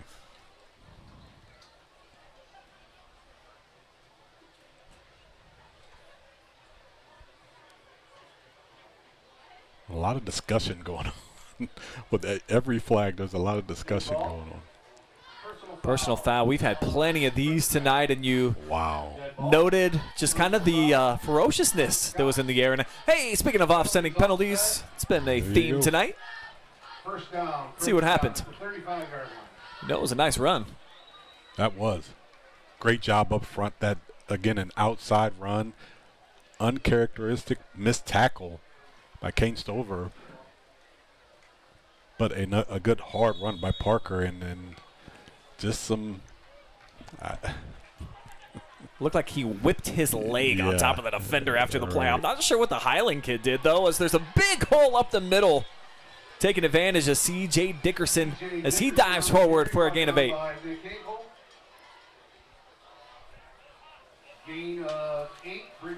I like the cut that time by Dickerson. He's coming across on the jet sweep action, and he put his foot in the ground and cut right upfield. And that is great vision that time. And, again, I like the pace that the Freddies are playing with here. And, they seem to have the Scots on their heels. And this is the area of the field. They played well. They've got up and down the field in between the 20s. They just hit they've kind of stalled when it comes time to get in the scoring area here. Off the Ashcraft fake, he's able to get just enough. The chain gang will move. Another Avita Home Health and Hospice first down, and set up in prime position to try to make this a much different looking game now at the 25-yard line. Some of the big beef up front. Peyton Murda checking out here. Stud sophomore. He's done nice things on both sides of the football. 300-pounder getting a blow.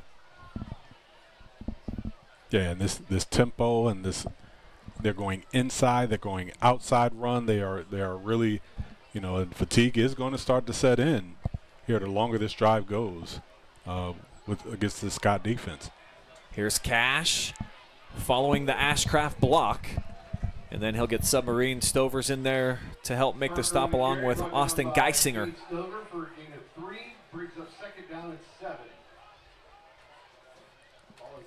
Freddy's pace making a big difference, I think, here too. Going without a huddle and making it tough for Highland, not being able to sub very often. Right, and they're not necessarily in, fast mode. They're just, like you said, they're not huddling. So you can't really, if you're Coach Stover, you can't really sub because you don't know when they're going to get over the ball and snap it. So you can't really sub. You don't know when they're just going to get over the ball and snap it right away. So this is really nice tempo for the Freddies here. From the 22, Ashcraft hands off left side. Here goes Dickerson. Big burst down to the 10 and more. Or near the 10, I should say. There's a 15-yard line, and then he got shoved forward. Dickerson on the carry. And that'll be enough for another first down. And a few others. Fredericktown has it. Freddie's starting to win at the point of attack. Wow.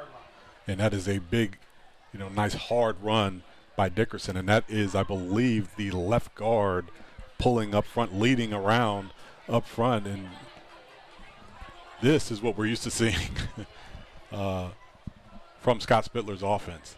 Coming off the ball and getting push up front. Inside trap, ball is loose. Highland's got it. A lot of space out in front, too, for Hudson Howe. Or it's Hayden Moore, rather. And he skips out of bounds around the 35-yard line. Another turnover, and probably the most costly one of the night. That was huge. 1st and 10. Ball is at the 36-yard line. That was huge. And heady play by Howe to pick it up and go the other way. But again, the ball security, and that ball is out.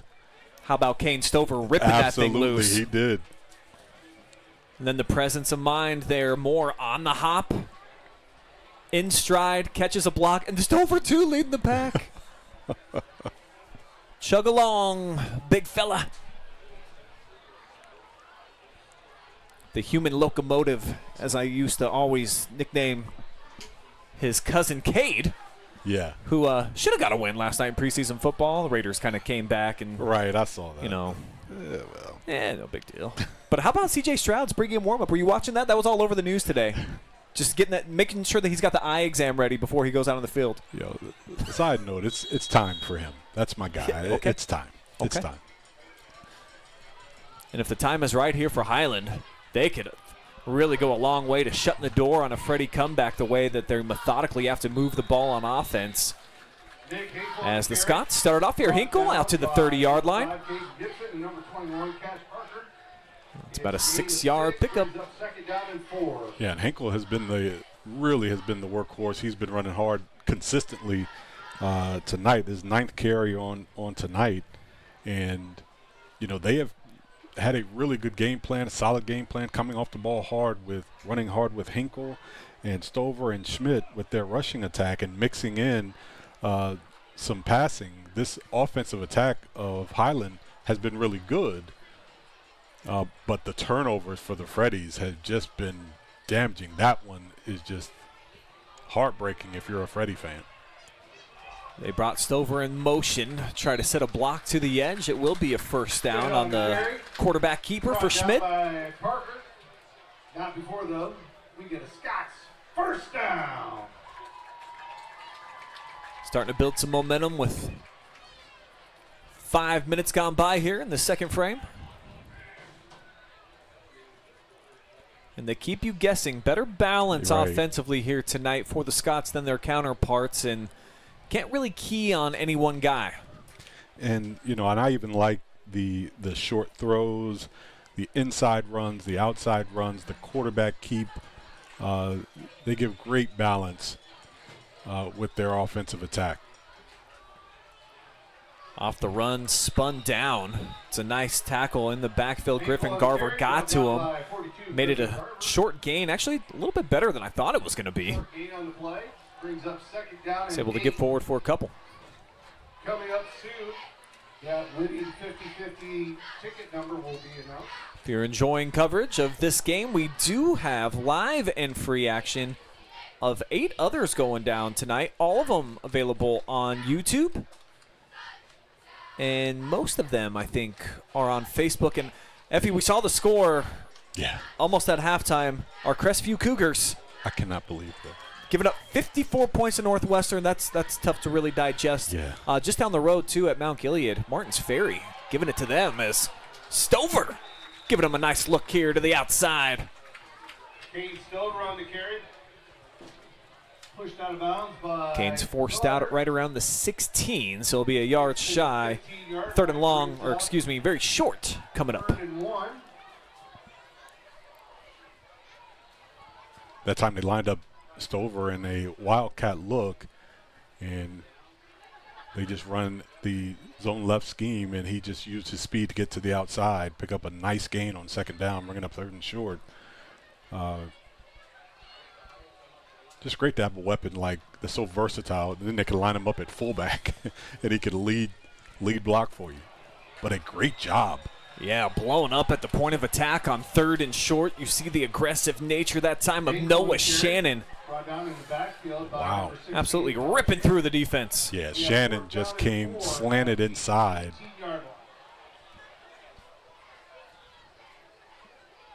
And a big loss there on 3rd down.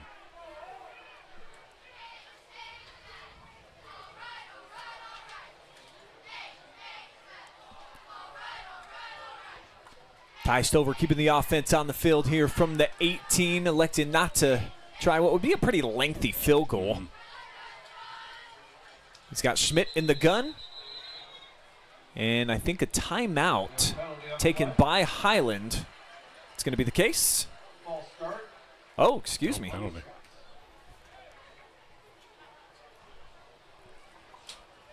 So 5-yard penalty. A little backpedal here for the Scots. Yeah, and it looks like they were setting up a wide receiver screen on that last play. But this penalty puts them in a tough position. But like we talked about before, they've got weapons. If they can get their hands on the football, they can make plays. Hinkle motions to the left side. He'll stay in as a blocker. Actually whiffed. Presence of mind off the rollout for Schmidt. Not going to be nearly enough. Drugged down by Aiden Ebersol. And the Freddies will get the football back. It's a big stop for the Freddies. You know, a great job defensively. You know, they've done a really good job of stepping up and making a play, getting their offense on the field. And like we talked about before, they've done a great job from 20 to 20 moving the football. They've just shot themselves in the foot when it comes time to put the ball in the end zone. So let's see if they can actually get some points on the board and keep executing when it comes time for the getting in the scoring zone here. And a recent hobby of mine, Effie, is to look up sayings that we're still using today and why do we say these type of things. Shot yourself in the foot. I wonder what cowboy ended up doing that back in the day, that it just stuck because he only had 6 toes moving forward or something. Yeah. And it just fits, you know. And I don't know. It's weird. It just fits. Stover in on another tackle. He's got to be double digits tonight. At least getting close. Always seems to be around the football. We showed you his junior year numbers. How about 134? Averaged nearly 14 per game. And he's certainly going to be there if you don't block him. Again, that ball is a little dicey. Yeah. It felt like they wanted to do the double handoff. Double handoff, right. The timing, it was set up for the double handoff. And the initial pitch was high, and it threw off the timing. Might have been C.J. Dickerson coming across the face there for the potential handoff from Parker. Just had to swallow it. Dumped in the backfield. Back at the 20.5-yard line now. Need about the full 10 to get the chain gang on the move. Dickerson comes in motion, and they'll give it to him outside. Had to get the pad level low. Knocked down Hayden Moore with the collision. 4th down on the way, and the punt unit sent out by Coach Scott Spittler. Yeah, it's really tough when that second down play. Even if you don't get the first down on that second down play, getting that loss of yardage on that poor timing of the double handoff just really sets you back. So now it brings up 4th down. So. That poor ball handling has really been bad for the Freddies and cost them in a couple drives here. Because defensively, they've been playing better. They've kind of figured something out against Highland's offense, but they just cannot offensively pull it all together in the same drive. Even if they do drive, they can't get it in the score. And when they do, they're not handling the ball very well. So, but to be honest, Brian, we're seeing a lot of normal things that we would generally see in the first week. Lots of penalties. We've got turnovers. We've got some shaky ball handling. So, this is typical for your first week, and certainly for a road team. A little bit shorter off-season, too, after the August 1st period hit, with it being just the 21st. Last year, week 1, a little bit later, a few more days. True. Sprint to the outside. Robbie Schmidt's going to win that race, and more down the sideline. Oh, my. See you later. Fighting Scots rolling tonight. 47 yards, scamper for 6. Nearly half the football field covered on the first start of the career for Robbie Schmidt. Wow. And I will say it like we say in track. He hit a button at about the 30-yard line. That he was running, and then all of a sudden he hit a button that nobody else was going to be able to catch him, and he was gone. Great run by Schmidt. McAvoy for the PATs, 2 for 2 so far this eve. Snap's good. Kick the same. 21-0. That's the count now after this. The burst to the outside, and that fake pass freezes Parker just enough to turn on the burners. Hits the clutch and goes from first to third down that sideline, Effie. Yes, sir. That's a big-time run. And I think they needed that, Brian, and I know it's a 2-touchdown lead, but after that last drive, they kind of stalled. And offensively, they had the throw early in the first drive, and they came back and they scored off the turnover. But offensively, they hadn't really had another, score off of their drive. So they needed, I think they needed something here in the second half to gain that momentum back that they had early in the first quarter. So that's certainly that big run by your quarterback puts you firmly back in the driver's seat. And now if you're the Freddies, this puts you out of your element. You know what I mean? Now you got to come, you're now just over 2 minutes to go here in the third quarter. You're not typically a team that's built to come back that way, but now you got to execute. It's not time to come out of your game plan, but now you certainly have to execute offensively and move the football. It was 21-6 in this matchup last year. Fredericktown coming out on top in week 1. Highland answering the bell immediately here at home. Scored on their first 2 drives. Into Effie's point, it's been a little while, and then boom, some fireworks here late in the third quarter. McAvoy, another short kick. That'll head over the boundary. And that's been a chink in the armor tonight here. Solid field position for Fredericktown to start off a couple drives. Yeah, and I don't know. I'd almost just assume squib it. He may get some more distance if he were to squib that thing, because what you don't want to do is give this team any more life by giving them a shorter field to work with. So if you can't get it up in the air and get some distance, sometimes you just got to sweep it through and try to get some more distance, because right now you're starting here on, what is that, 35? Yeah, so that's excellent field position. And they should mark it off more. Maybe I don't know what I'm talking about. Someone, if you want to send me a rule book for OHSA football, I've been off a couple times here tonight. But, again, it's week 1 for all of us, folks, and up here in the booth. That's right. Getting our bearings about us again. That tight wing T formation again. Freddies have had some success moving the football in between the 20s. Not so much this time. Little submarine job there. Looked like McAvoy was able to get in quick. Got some help there from Trenton Davis. Second down and 9. Yeah, right now the Scots just have to, if you're Coach Stover, you're telling them now hold your ground up front, and now the second level guys, your linebackers, your secondary, now they got to come up and run support. Don't let anything squirt by for big plays. So now you just got to be stout up front. Toss play outside, a little bit of wiggle room. Boom!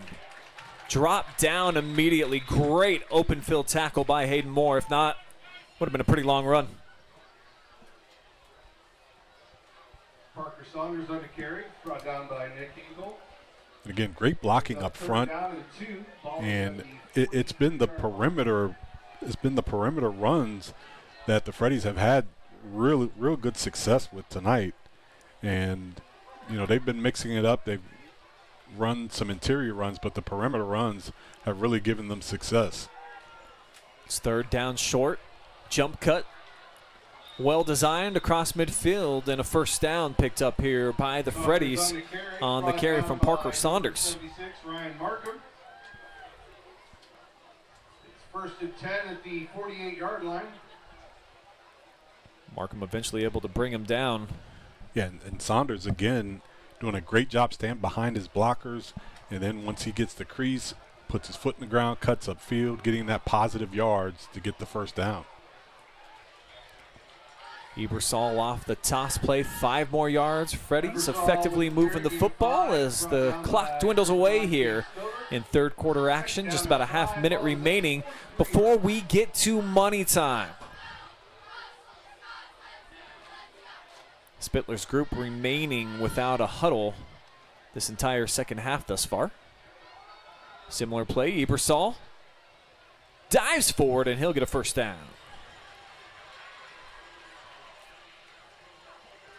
You know, and if you're Coach Stover, you know, you do want defensively, you don't like to give away, 6-7 yards, a play here, but you see that clock dwindling down, and you're like, hey, I just don't want to get beat over the top. I don't want, I like the way the clock is running.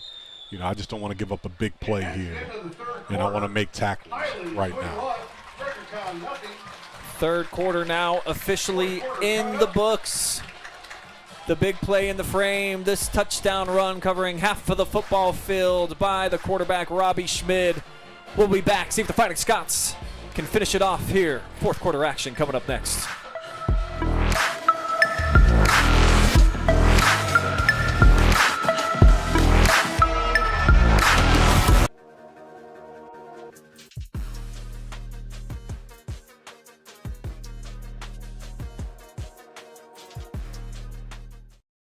At the Killbuck Savings Bank, you can expect great products and service from a fellow Knox County Chamber member. Now offering premier card processing solutions and services, ensuring the business owners understand their credit card processing fees. We have a wide selection of card processing solutions that provide lower fees, faster payment, additional security, exceptional marketing features, and help to improve your business operations and customer experience.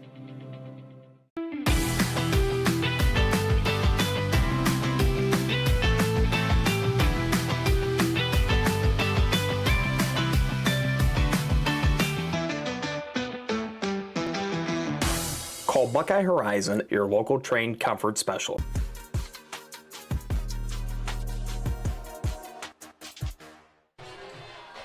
We have reached the fourth quarter here in, Effie says Marengo, I say Sparta. Either way, the home team enjoying wherever they're at right now. 21-0. It's a Highland lead here on opening night. I am Brian, Effie James, my partner. And that was a run on first down for maybe a yard there by the Freddies. Quick start for them here to open up the fourth quarter. They've been moving the ball methodically down the field. Bunch of runs, a lot of toss plays. Here's another one. Decent traction for Parker Saunders. They'll still have to face a third down. from about the 31. They need the 26 for a first down. Yeah, Parker Saunders really running the ball well, but you got to start asking yourself, down 3 touchdowns here, when does Coach Spittler do something different? Does he stay with these outside runs? I think they did get him on the hard count, and I think that might get him the first down here, Brian. That might be enough. It does. Correction, offsides on defense. Oh, man, PA guy here. I got to get to know these Highland people, but that was great. That was cool. I did meet the clock operator. He's been doing it for years and years and years. Says he's been a big fan of the OH Report, and we are fans of the Fighting Scots and all the fine folks out here. When I was struggling messing with the camera earlier today, a lot of people came up and just said, "What's up?" Several young people as well. So we love the kids out here in Marengo, Sparta. And they got good hot dogs. They do. So shout out concessions for the delivery, and no fee. Just showed up for free. It was awesome. Didn't even order it. First down run, Freddies. Threatening. Feel like we've read this chapter of the book before? Yes. Will it be a different ending, though? Highland's been very good when they've started to see the shadow of their goalpost. You know, and this is where their execution has broken down a little bit, but they have, again, they ran the ball well. The outside run has really been good to them. And that time the Scots sound up front. Kane Stover, he is just a menace. I mean, he's causing havoc in the backfield. Number 9 always seems to be around the football. You see, I mean, he's all over. Forces the runner back inside, where Dylan Wygand able to mop up the play. Second down and 9, stacked up. Highland forcing the ball carrier back. And Ebersol at the bottom of that dog pile. Third down coming up, another one here for Fredericktown. They've converted their last couple here on this drive. You know, and these defensive stands are not only good in terms of keeping the Freddies off the board, it's good because it keeps the clock running. But defensively, you know, when Fredericktown is running the football and you can make stops without them gaining yardage, you know, that is a benefit for Highland. They mix it up a little bit here, rolling to the outside. Ashcraft cuts it back. And gets wrapped up by Wygand and company. It's going to be a little bit short. Run down by Wiggin. Brings up 4th down and 4. You know, and Wiggin with the great open field tackle. 4th down. Let's hear you, Scots fans. Yeah, nice pursuit this time by Wygand. Not overextending to the outside, and then boom. He must be a wrestler. Yeah. Love that form. Yeah, that was a great breakdown and a really good tackle there in the open field. I can't hear you. 4 yards is what the Freddies need. Student section, where are you at? Go with a bit more of a pro look here from the shotgun, and going to whistle this play dead. Timeout taken. Timeout. Fredericktown. Nope, correction. Highland. So Highland's going to burn their second charge timeout here in the second half. Want to talk things over, just make sure that they're on top of everything. When you're a defensive coach, I think just coaches in general, you see that 0 up there, Effie, right. And a lot of pride is associated with the shutout. Well, sure, and I think right now with just under 8 minutes to go, I think he understands if they can keep Fredericktown off the board right here with this big play defensively, that can go a long way to seal this game. So right now he's going over what plays have worked for them on 4th down. You know, what have they done well? And not necessarily, they're not looking, he's just reminding his defense, listen, they don't have to score on this play. They just need a first down. So we've got to play sound defensively. You know, you don't have to, they don't have to go for the home run shot here. They're just going for the first down. So they got to play sound defensively. and don't miss tackles, wrap up and make the tackle, and try to keep them short of the sticks so you can get your offense on the field. Kim Stevens out there in the Facebook trying to get Highland to elevate their game, cheering on the Fighting Scots.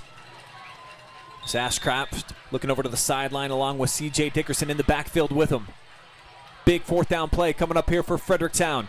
Miscommunication, and the handoff was in trouble right from the start. Fighting Scots blew it up at the point of attack. Yeah. They get the stop. Yeah, they brought both linebackers, both inside linebackers right away, and they were in the backfield right at the mesh point. So it was trouble right from the beginning. First and 10 at the 11-yard line. Dickerson as well ran right into Jonathan Ashcraft, right, and it just slowed down the timing of the play. None of it good if you're a Freddies fan. So Highland back with the ball here in money time. Sub 8 minutes remain between a 1-0 start. To be their first time to do that in 3 seasons. Back-to-back losses to Fredericktown in week 1, so trying to turn the page and start a new chapter with a team that I think has some great promise right now. See what they have in closeout mode. And, these penalties have really, this is something that, no matter how well you play, there's always going to be coaching points after week 1. And, Coach Stover is going to look at this film and look at the penalties.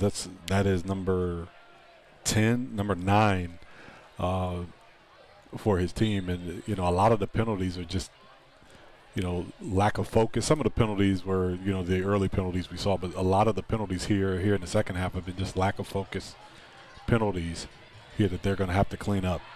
Schmid going for it all from his own goal line, and he just misses on the 9 pattern. Hal was streaking. Thought he had him. I absolutely love that call. And he was open. He just overshot him. And if he throws that ball the way he threw the ball in the first quarter, I think that's a completed pass. He threw that one a little bit. He had a little bit more arm on that one. Didn't put as much air on it. But I love that call on first down. Hudson Howell knew it too. He was like, "Oh, that would have been a 95." Yeah, absolutely, absolutely. That takes the average way up. And as a receiver, you kind of think about those kind of things sometimes. Big target too, 6'2", $175. I think he's got a lot of potential to be a big playmaker for this team. As Stover gets spun down, turning into the teeth of the defense. Just got wrapped up there. Looked like Clutter was in on the stop along with Mason Gearhart to make it 3rd down. 13-yard line. Nope, that's the 8-yard line. Right now, big 3rd down for the Freddies, and now with this 3rd and long.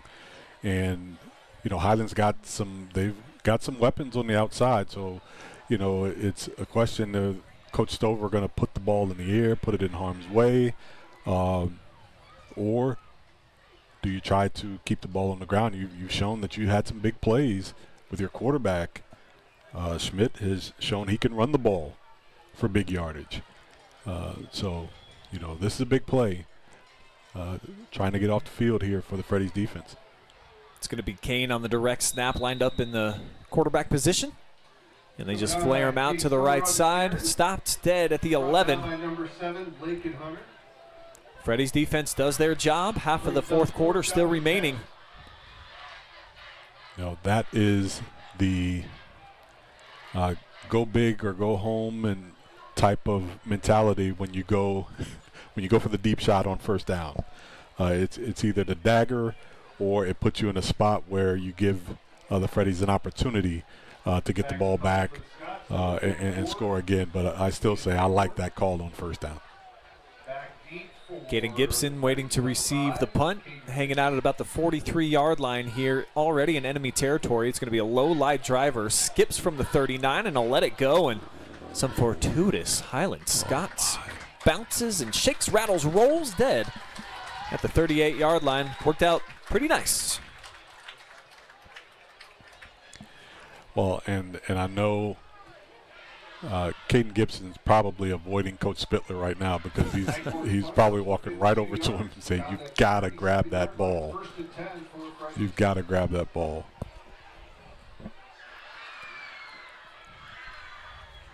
Coach Spittler and his entire staff all decked out, of course, in their khaki shorts. You'll never see pants on the sideline for a Coach Spittler coach team. Yeah. At least not from him. Right. And I think that's a mental. I think that's a mental thing. You know what I mean? No matter what the weather or no matter what it is, it's a mental thing to look across and see the entire coaching staff or see the other coach in shorts. It could be snowing or no matter what it is. We're not cold. How about this cut? Oh, my. He's going to crib house this one. Maybe. Oh, no. How about the angle of pursuit right there from Robbie Schmidt? I thought for sure that was going to be taken all the way. Still a huge run, a big-time chunk picked up by C.J. Dickerson, but check this out, Effie. Looked like this was going to be bye-bye, see you later, throw up the deuces, and then all of a sudden, oh, boy. Cuts him off. Nice job. That is Robbie Schmidt turning on the Jets, but we knew he has a button. He used it on his own touchdown. That's right. He turned it on that time to run down that ball, and that's still brings up first down, but that is a big run. They needed that. Boom, big collision. Stover blasted himself down to the turf. Looks like he might have rocked his own body. Brought down by Ryan Markham. 1 yard gain. Just a 1 yard gain. As I mentioned, though, it was a massive collision in the hole. Back up a replay and show it to you.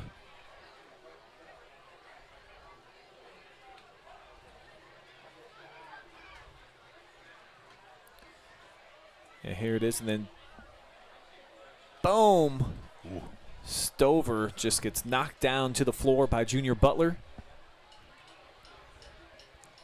So we now got a second down play, and it's on the floor yet again.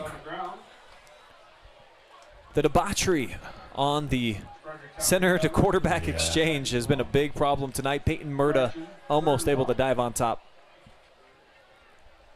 You know, that's certainly, you know, again, like we talked about, there's always points of emphasis after game one, and you know, it's going to obviously it's going to be cleaning things up, but that ball handling for the Freddies has got to be a point of emphasis for this coming week. No matter what happens, they've got to clean that up if they want this offense to be more efficient and better in weeks to come. Ashcraft fakes the throwback, designed to perfection. And that'll be taken into the end zone by Griffin Garver. Freddies are on the board here with 4:03 to go in the fourth.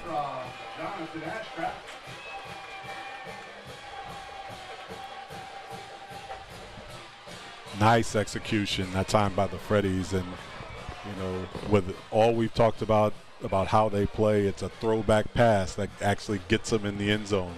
But great execution, great throw, great blocking downfield by the Freddies. Everybody had an assigned man, and they executed well. Isaiah Brake tacks on the PAT. Here it is. Nope, this was the fumbled exchange. Nearly cost him there. Dial up the replay for the touchdown here in a second. Just feels like the moment it came at the right time. They've been run so heavy. Right, and they made it look like the same runs. And again, that's great execution, great blocking downfield.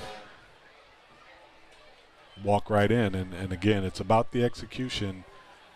And this team is more than capable of scoring. It's just that their execution hasn't been very good in that scoring zone tonight.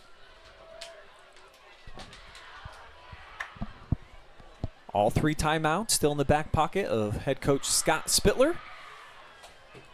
Down by a couple scores.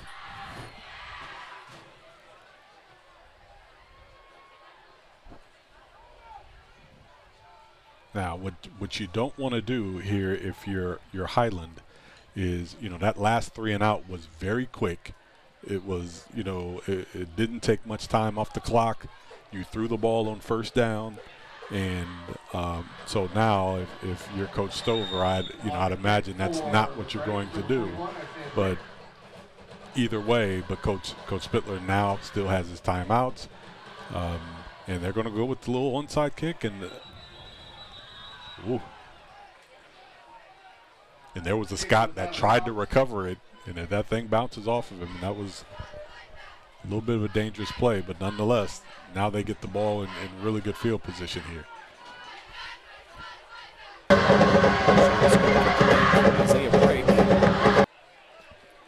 Now it's a matter of whether he touched it or not. And here's another discussion with the flag. And now they're going to talk about whether the Highland player touched it.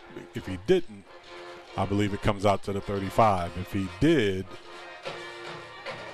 then I believe it goes where it actually went out of bounds. Now, again, we've proven that we need a rule book, but we shall see. At least for now, the 35 appears to be the destination. Show it to you and see if we can determine if Howell actually did touch this ball.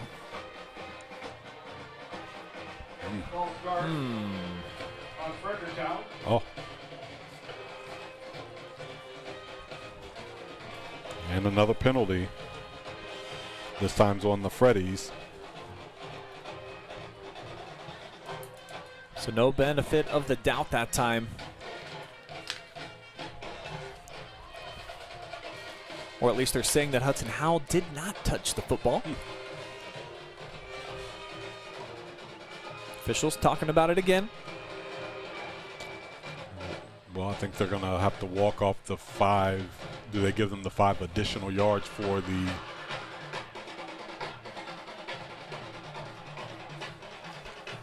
Fredericktown penalty? Do we have a referee in the chat section?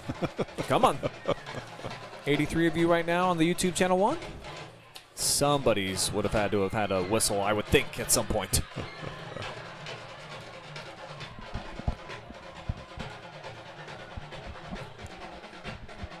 And a quick shout out.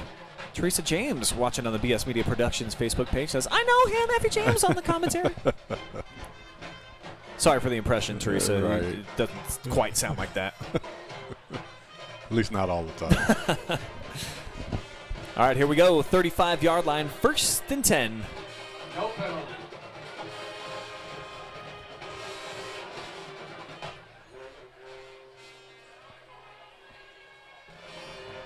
Okay, wait a minute. I think did they pick up the flag? All right, just forget it. We picked up the flag. Don't worry about it.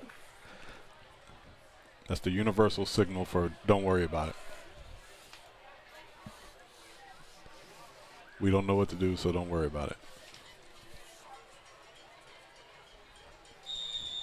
Return to action here at Fishburne Family Fields from the gun. Hand off to the right side. And a whole flock of Freddies come in for the stop. Probably about a loss of 1. Brought down by the Freddies defense. Timeout. Yeah, Coach Spittler's going to start burning timeouts here in this drive.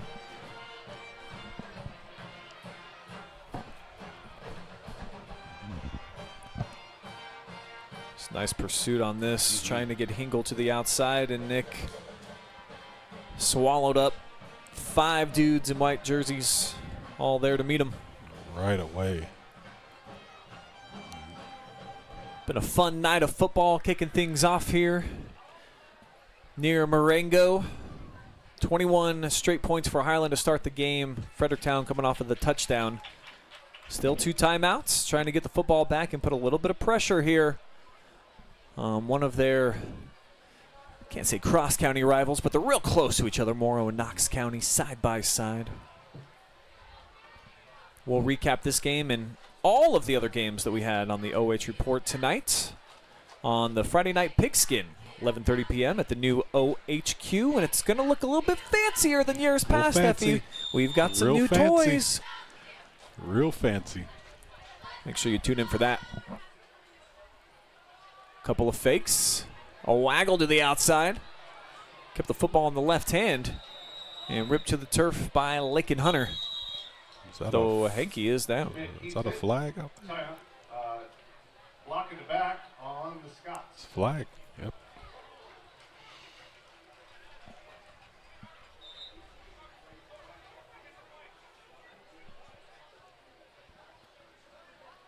If you're Fredericktown, yeah, might want to just decline this. Right. It's just a 1-yard gain. Penalties decline. That's what they'll do. Yeah, it was a clear block in the back, and, Timeout, Fredericktown. they're going to decline it and go ahead and go with the timeout. Bring up 3rd and long.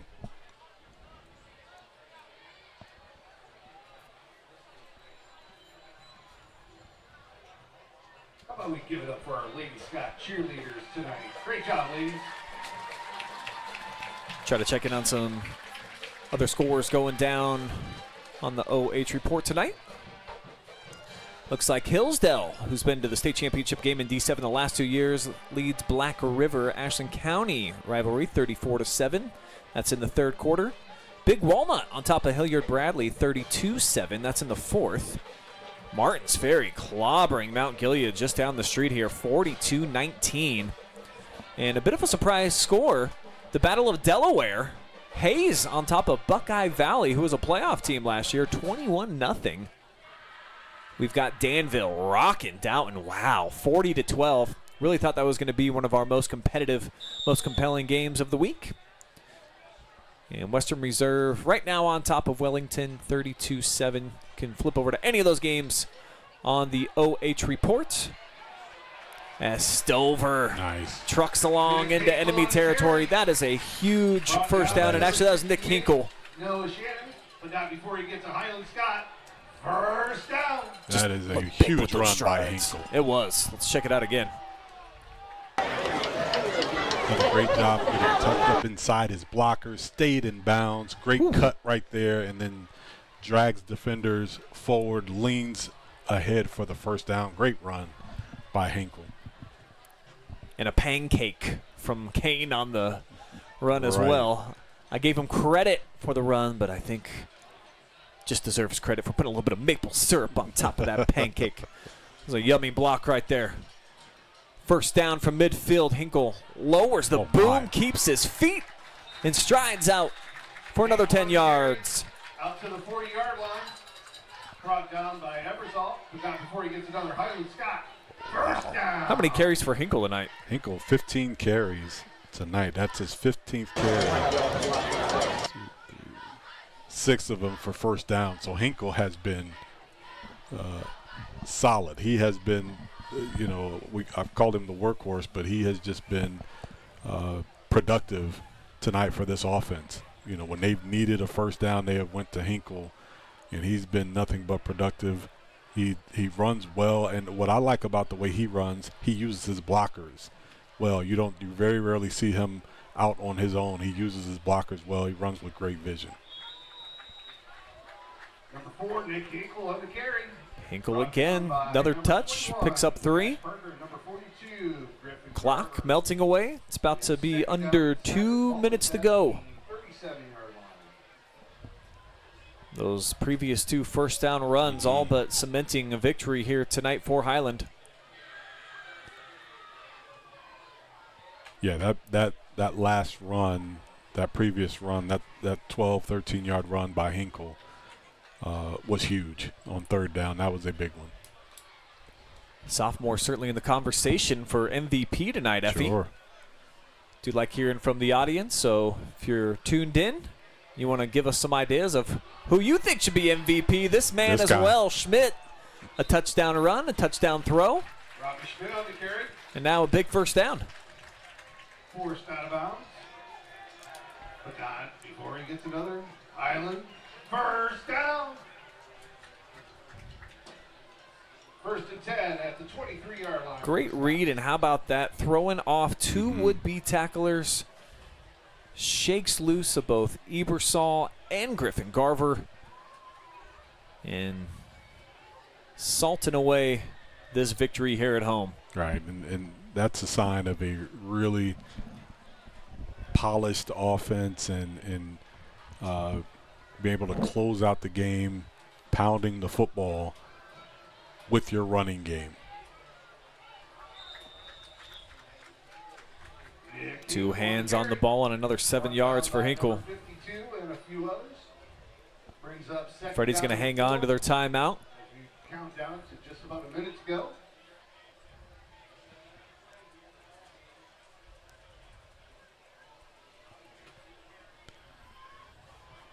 I think Stover is, he's played a lot of snaps tonight. He's got some cramping issues going on, but he has played a lot of snaps tonight. Yeah, I don't know that he's really come out. No, I don't think he has. He has played a lot of snaps tonight. Second down, looking to cement that MVP to the outside. Forget about it. 16 yards to the crib. And some sprinkles on top here tonight. I think you can see the writing on the wall. Yeah, that is a great read by Robbie Schmidt. And he fooled everybody. And then he had just enough speed to get outside of because they were there, but he had great speed to get outside of those defenders and walk into the end zone.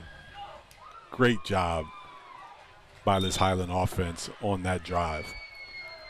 The junior in to put down the snap, and the PAT is good yet again. It's good. Lead extended back out to 21 points here for Highland. They've been in control most of the night, and this signal caller has really had the pulse of the offense. Another nice run. He's been dynamic in multiple assets of the game tonight. Yeah, he is really, controlled the game really. And even when he doesn't run, his threat to run, along with he and Hinkle in that backfield, the fact that he can hand it off or he can pull it, that the read option threat just makes that backfield really, really dangerous. The fact that he can pull it and they have to honor that just open things up even more for Hinkle. So he has really been huge tonight. And then his big-time runs, he showed some speed that I don't think we knew he had here in the second half.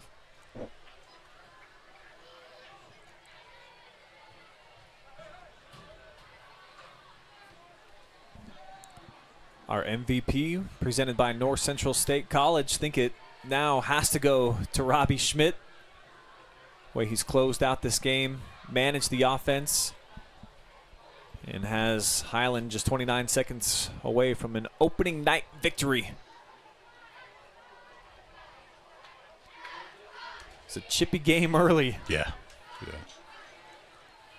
The Highlands look like the team to beat from the first drive. Yeah, they played well, executed well, and if you're Coach Stover, you're thinking to yourself, you want to get off to a good start, you want to set the tone for what the season is going to look like, and I have always thought that when you're trying to develop and trying to define what your season is going to look like, it's got to be up front.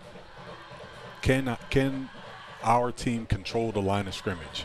Yeah, it can. We can be flashy. We can throw the ball. We can, we've got a stud that can play on both sides, a Division I recruit. But can we control the line of scrimmage? And I think they showed tonight that they can control the line of scrimmage, and they've got some playmakers. So, 3-7 could be in jeopardy. I think 3-7 could be in jeopardy this year for the Scots. I'm highly impressed with this group. They played well tonight. Certainly you feel like the MOAC is going to have 3 pretty quality teams. All the Richland County teams, Shelby, Clear Fork. Maybe you throw Galleon in there as well with Ontario.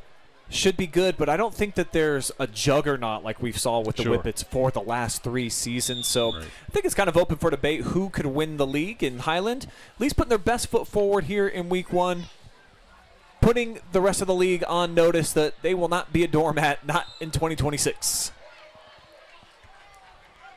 Nice first down run. Parker Saunders adding to his stat totals. They have a first and 10 at the 34-yard line. And again, with this being game 1, a lot of things to be learned by both teams. We know Coach Spittler is going to have this team getting better each week. They have some things they have to clean up, clearly with some ball handling issues, some turnover issues, but they've got some weapons too, as we can see. Saunders gets drugged down by Hinkle, and that puts the game in the books. Final score here, 28-7. Highland showing out here in front of their home fans tonight, kicking off the season with their first week 1 victory since 2023, evening up this rivalry series with Fredericktown over the last 4 matchups.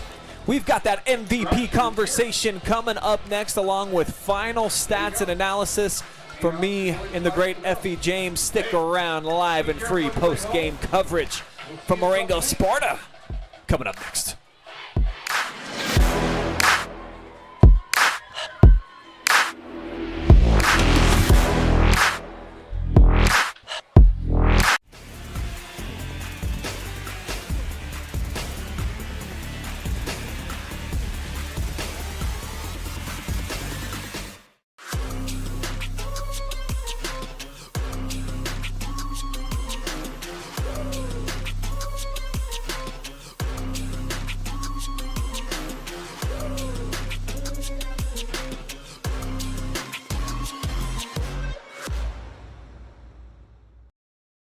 At the Killbuck Savings Bank, you can expect great products and service from a fellow Knox County Chamber member. Now offering premier card processing solutions and services, ensuring the business owners understand their credit card processing fees. We have a wide selection of card processing solutions that provide lower fees, faster payment, additional security, exceptional marketing features, and help to improve your business operations and customer experience. When it comes to comfort, every degree matters. At Buckeye Horizon, we proudly install and maintain Trane heating and cooling systems built to last, engineered for performance. And with our expert service, your home stays comfortable year-round. No matter the season, we'll keep your system running at its best. Call Buckeye Horizon at 419-529-2738, your local Trane comfort specialist.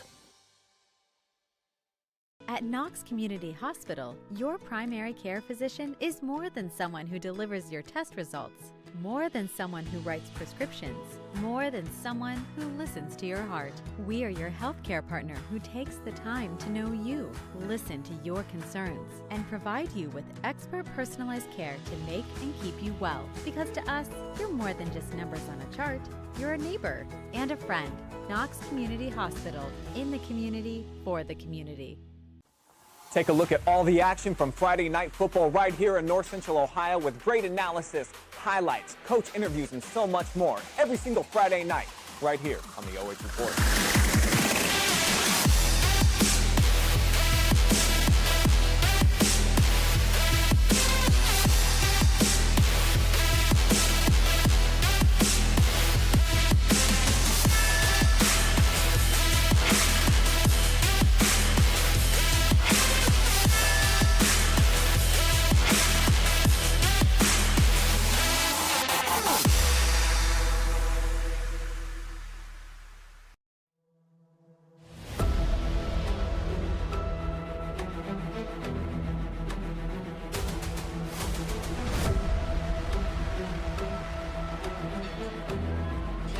You just enjoyed live and free Week 1 football exclusively here on the OH Report.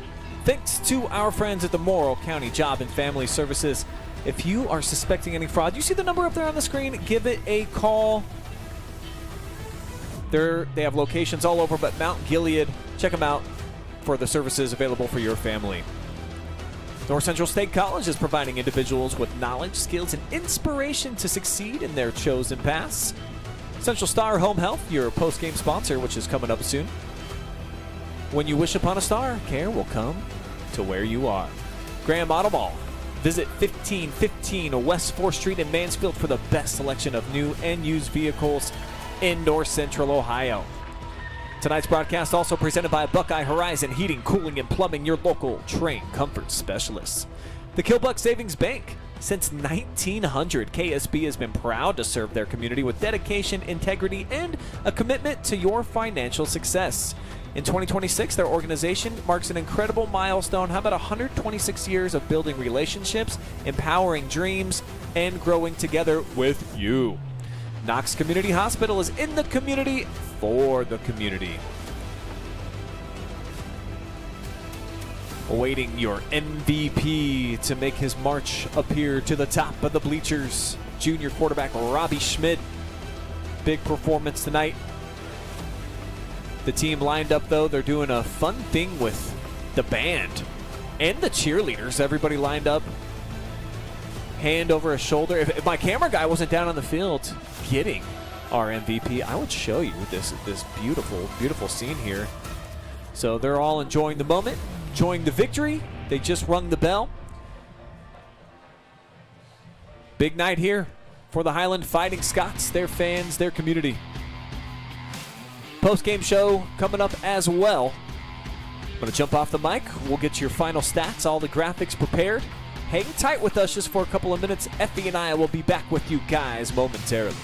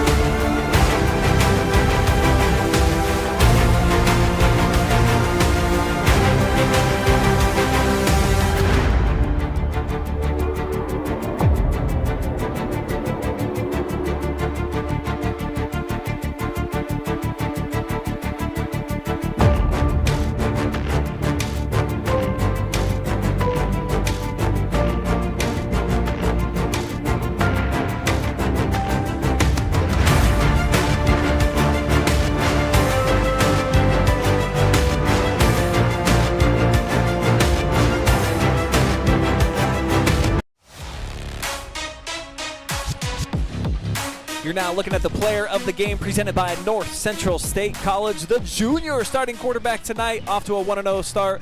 Robbie Schmidt ringing the victory bell, hanging out with your boys, the cheerleaders, singing the alma mater song, and just everything that's gone down tonight. Just how has it been over these last 5 to 10 minutes and just really getting the celebration on? It's been great. It really just goes back to practice this week. We had a rough day Tuesday and Wednesday.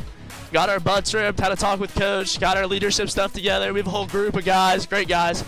Got our line moving faster, and everything just flows with it. Last couple of years, Fredericktown got you in week 1, so getting your butts reamed. Other than that, what do you think kind of led to you guys being prepared for tonight, stepping up to the occasion? Because you look like the better team basically from the opening kickoff. Oh, yeah. Just a lot of work. I mean, this is our main focus. I won't say it's like our Super Bowl, but, I mean, this is our big focus this year. Because in years past, years that we've beaten Fredericktown, we've ended up going on to have a successful season. So this was really the start of it all. For anybody that is not aware, former conference rival, so there's a little bit of bad blood between these two communities. When you see the Freddies on the schedule, what type of words and emotions come to mind for you? A lot of words that probably shouldn't be said on air. Okay, but we'll just leave it right there. Yeah. I like that you showcase both your throwing potential and your rushing potential in the second half, being a dual threat quarterback. Give me some insight as to what you were working on this summer and then putting it together tonight. How did it all come to fruition for this great week 1 performance? Just a lot of focus, especially this week on film, but this whole off season, my buddy Camdyn, number one of our slot receivers, we were here at least once or twice a week before season even started throwing the ball. So if it weren't for him, I wouldn't have everything going with my arm, and then got a lot of thanks to Downing, and then our coach Downing, and then our backup quarterback Kirk. We just really pushed each other this offseason on who was going to be the starter, and I think just motivated me to work harder. The speed was really on display on the one long touchdown run, and then also it looked like Fredericktown was going to have a breakaway touchdown run. You were able to cut the kid off. What type of track kid are you? Do you even participate in that sport? Where's the speed come from? No, I'm a big baseball guy, but a lot of running though. Just overall, just always doing sprints. Because I mean, one of my stepdad's favorite quotes is "Speed kills. Doesn't matter about your size as long as you're fast." Well, it showed tonight. It was a big part of why you guys were victorious here. So you get the friendly confines. Next week you're going to go on the road and take on Heath. What are you looking forward to most about just going and taking on a challenge outside of a place that obviously is really comfortable and you got all your fans here? That's a great question. I'd say just the goal to keep working and building off what we put in. I think this is just one of those building blocks you got to keep going with, and I think winning one on the road will really show something that, we can do it without the home crowd, Well, congratulations. Great performance for you here tonight, Robbie. We got a tradition on the OH Report. If you want to look into that camera, and then just shout out anybody you want for your big Week 1 victorious performance. I'm going to shout out Caden Doherty for being the best guy to work with in the offseason. There it is, your North Central State College MVP, Robbie Schmidt, with 3 total tutties.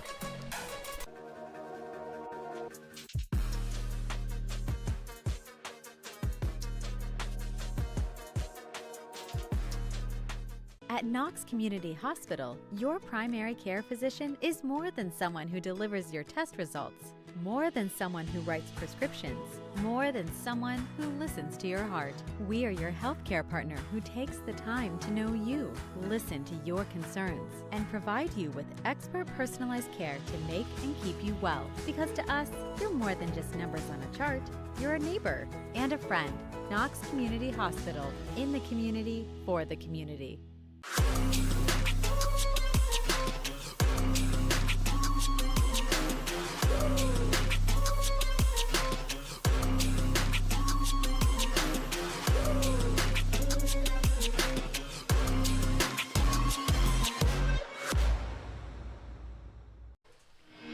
Your post-game show presented by Central Star Home Health continues right now back here at the friendly confines of Convret Stadium.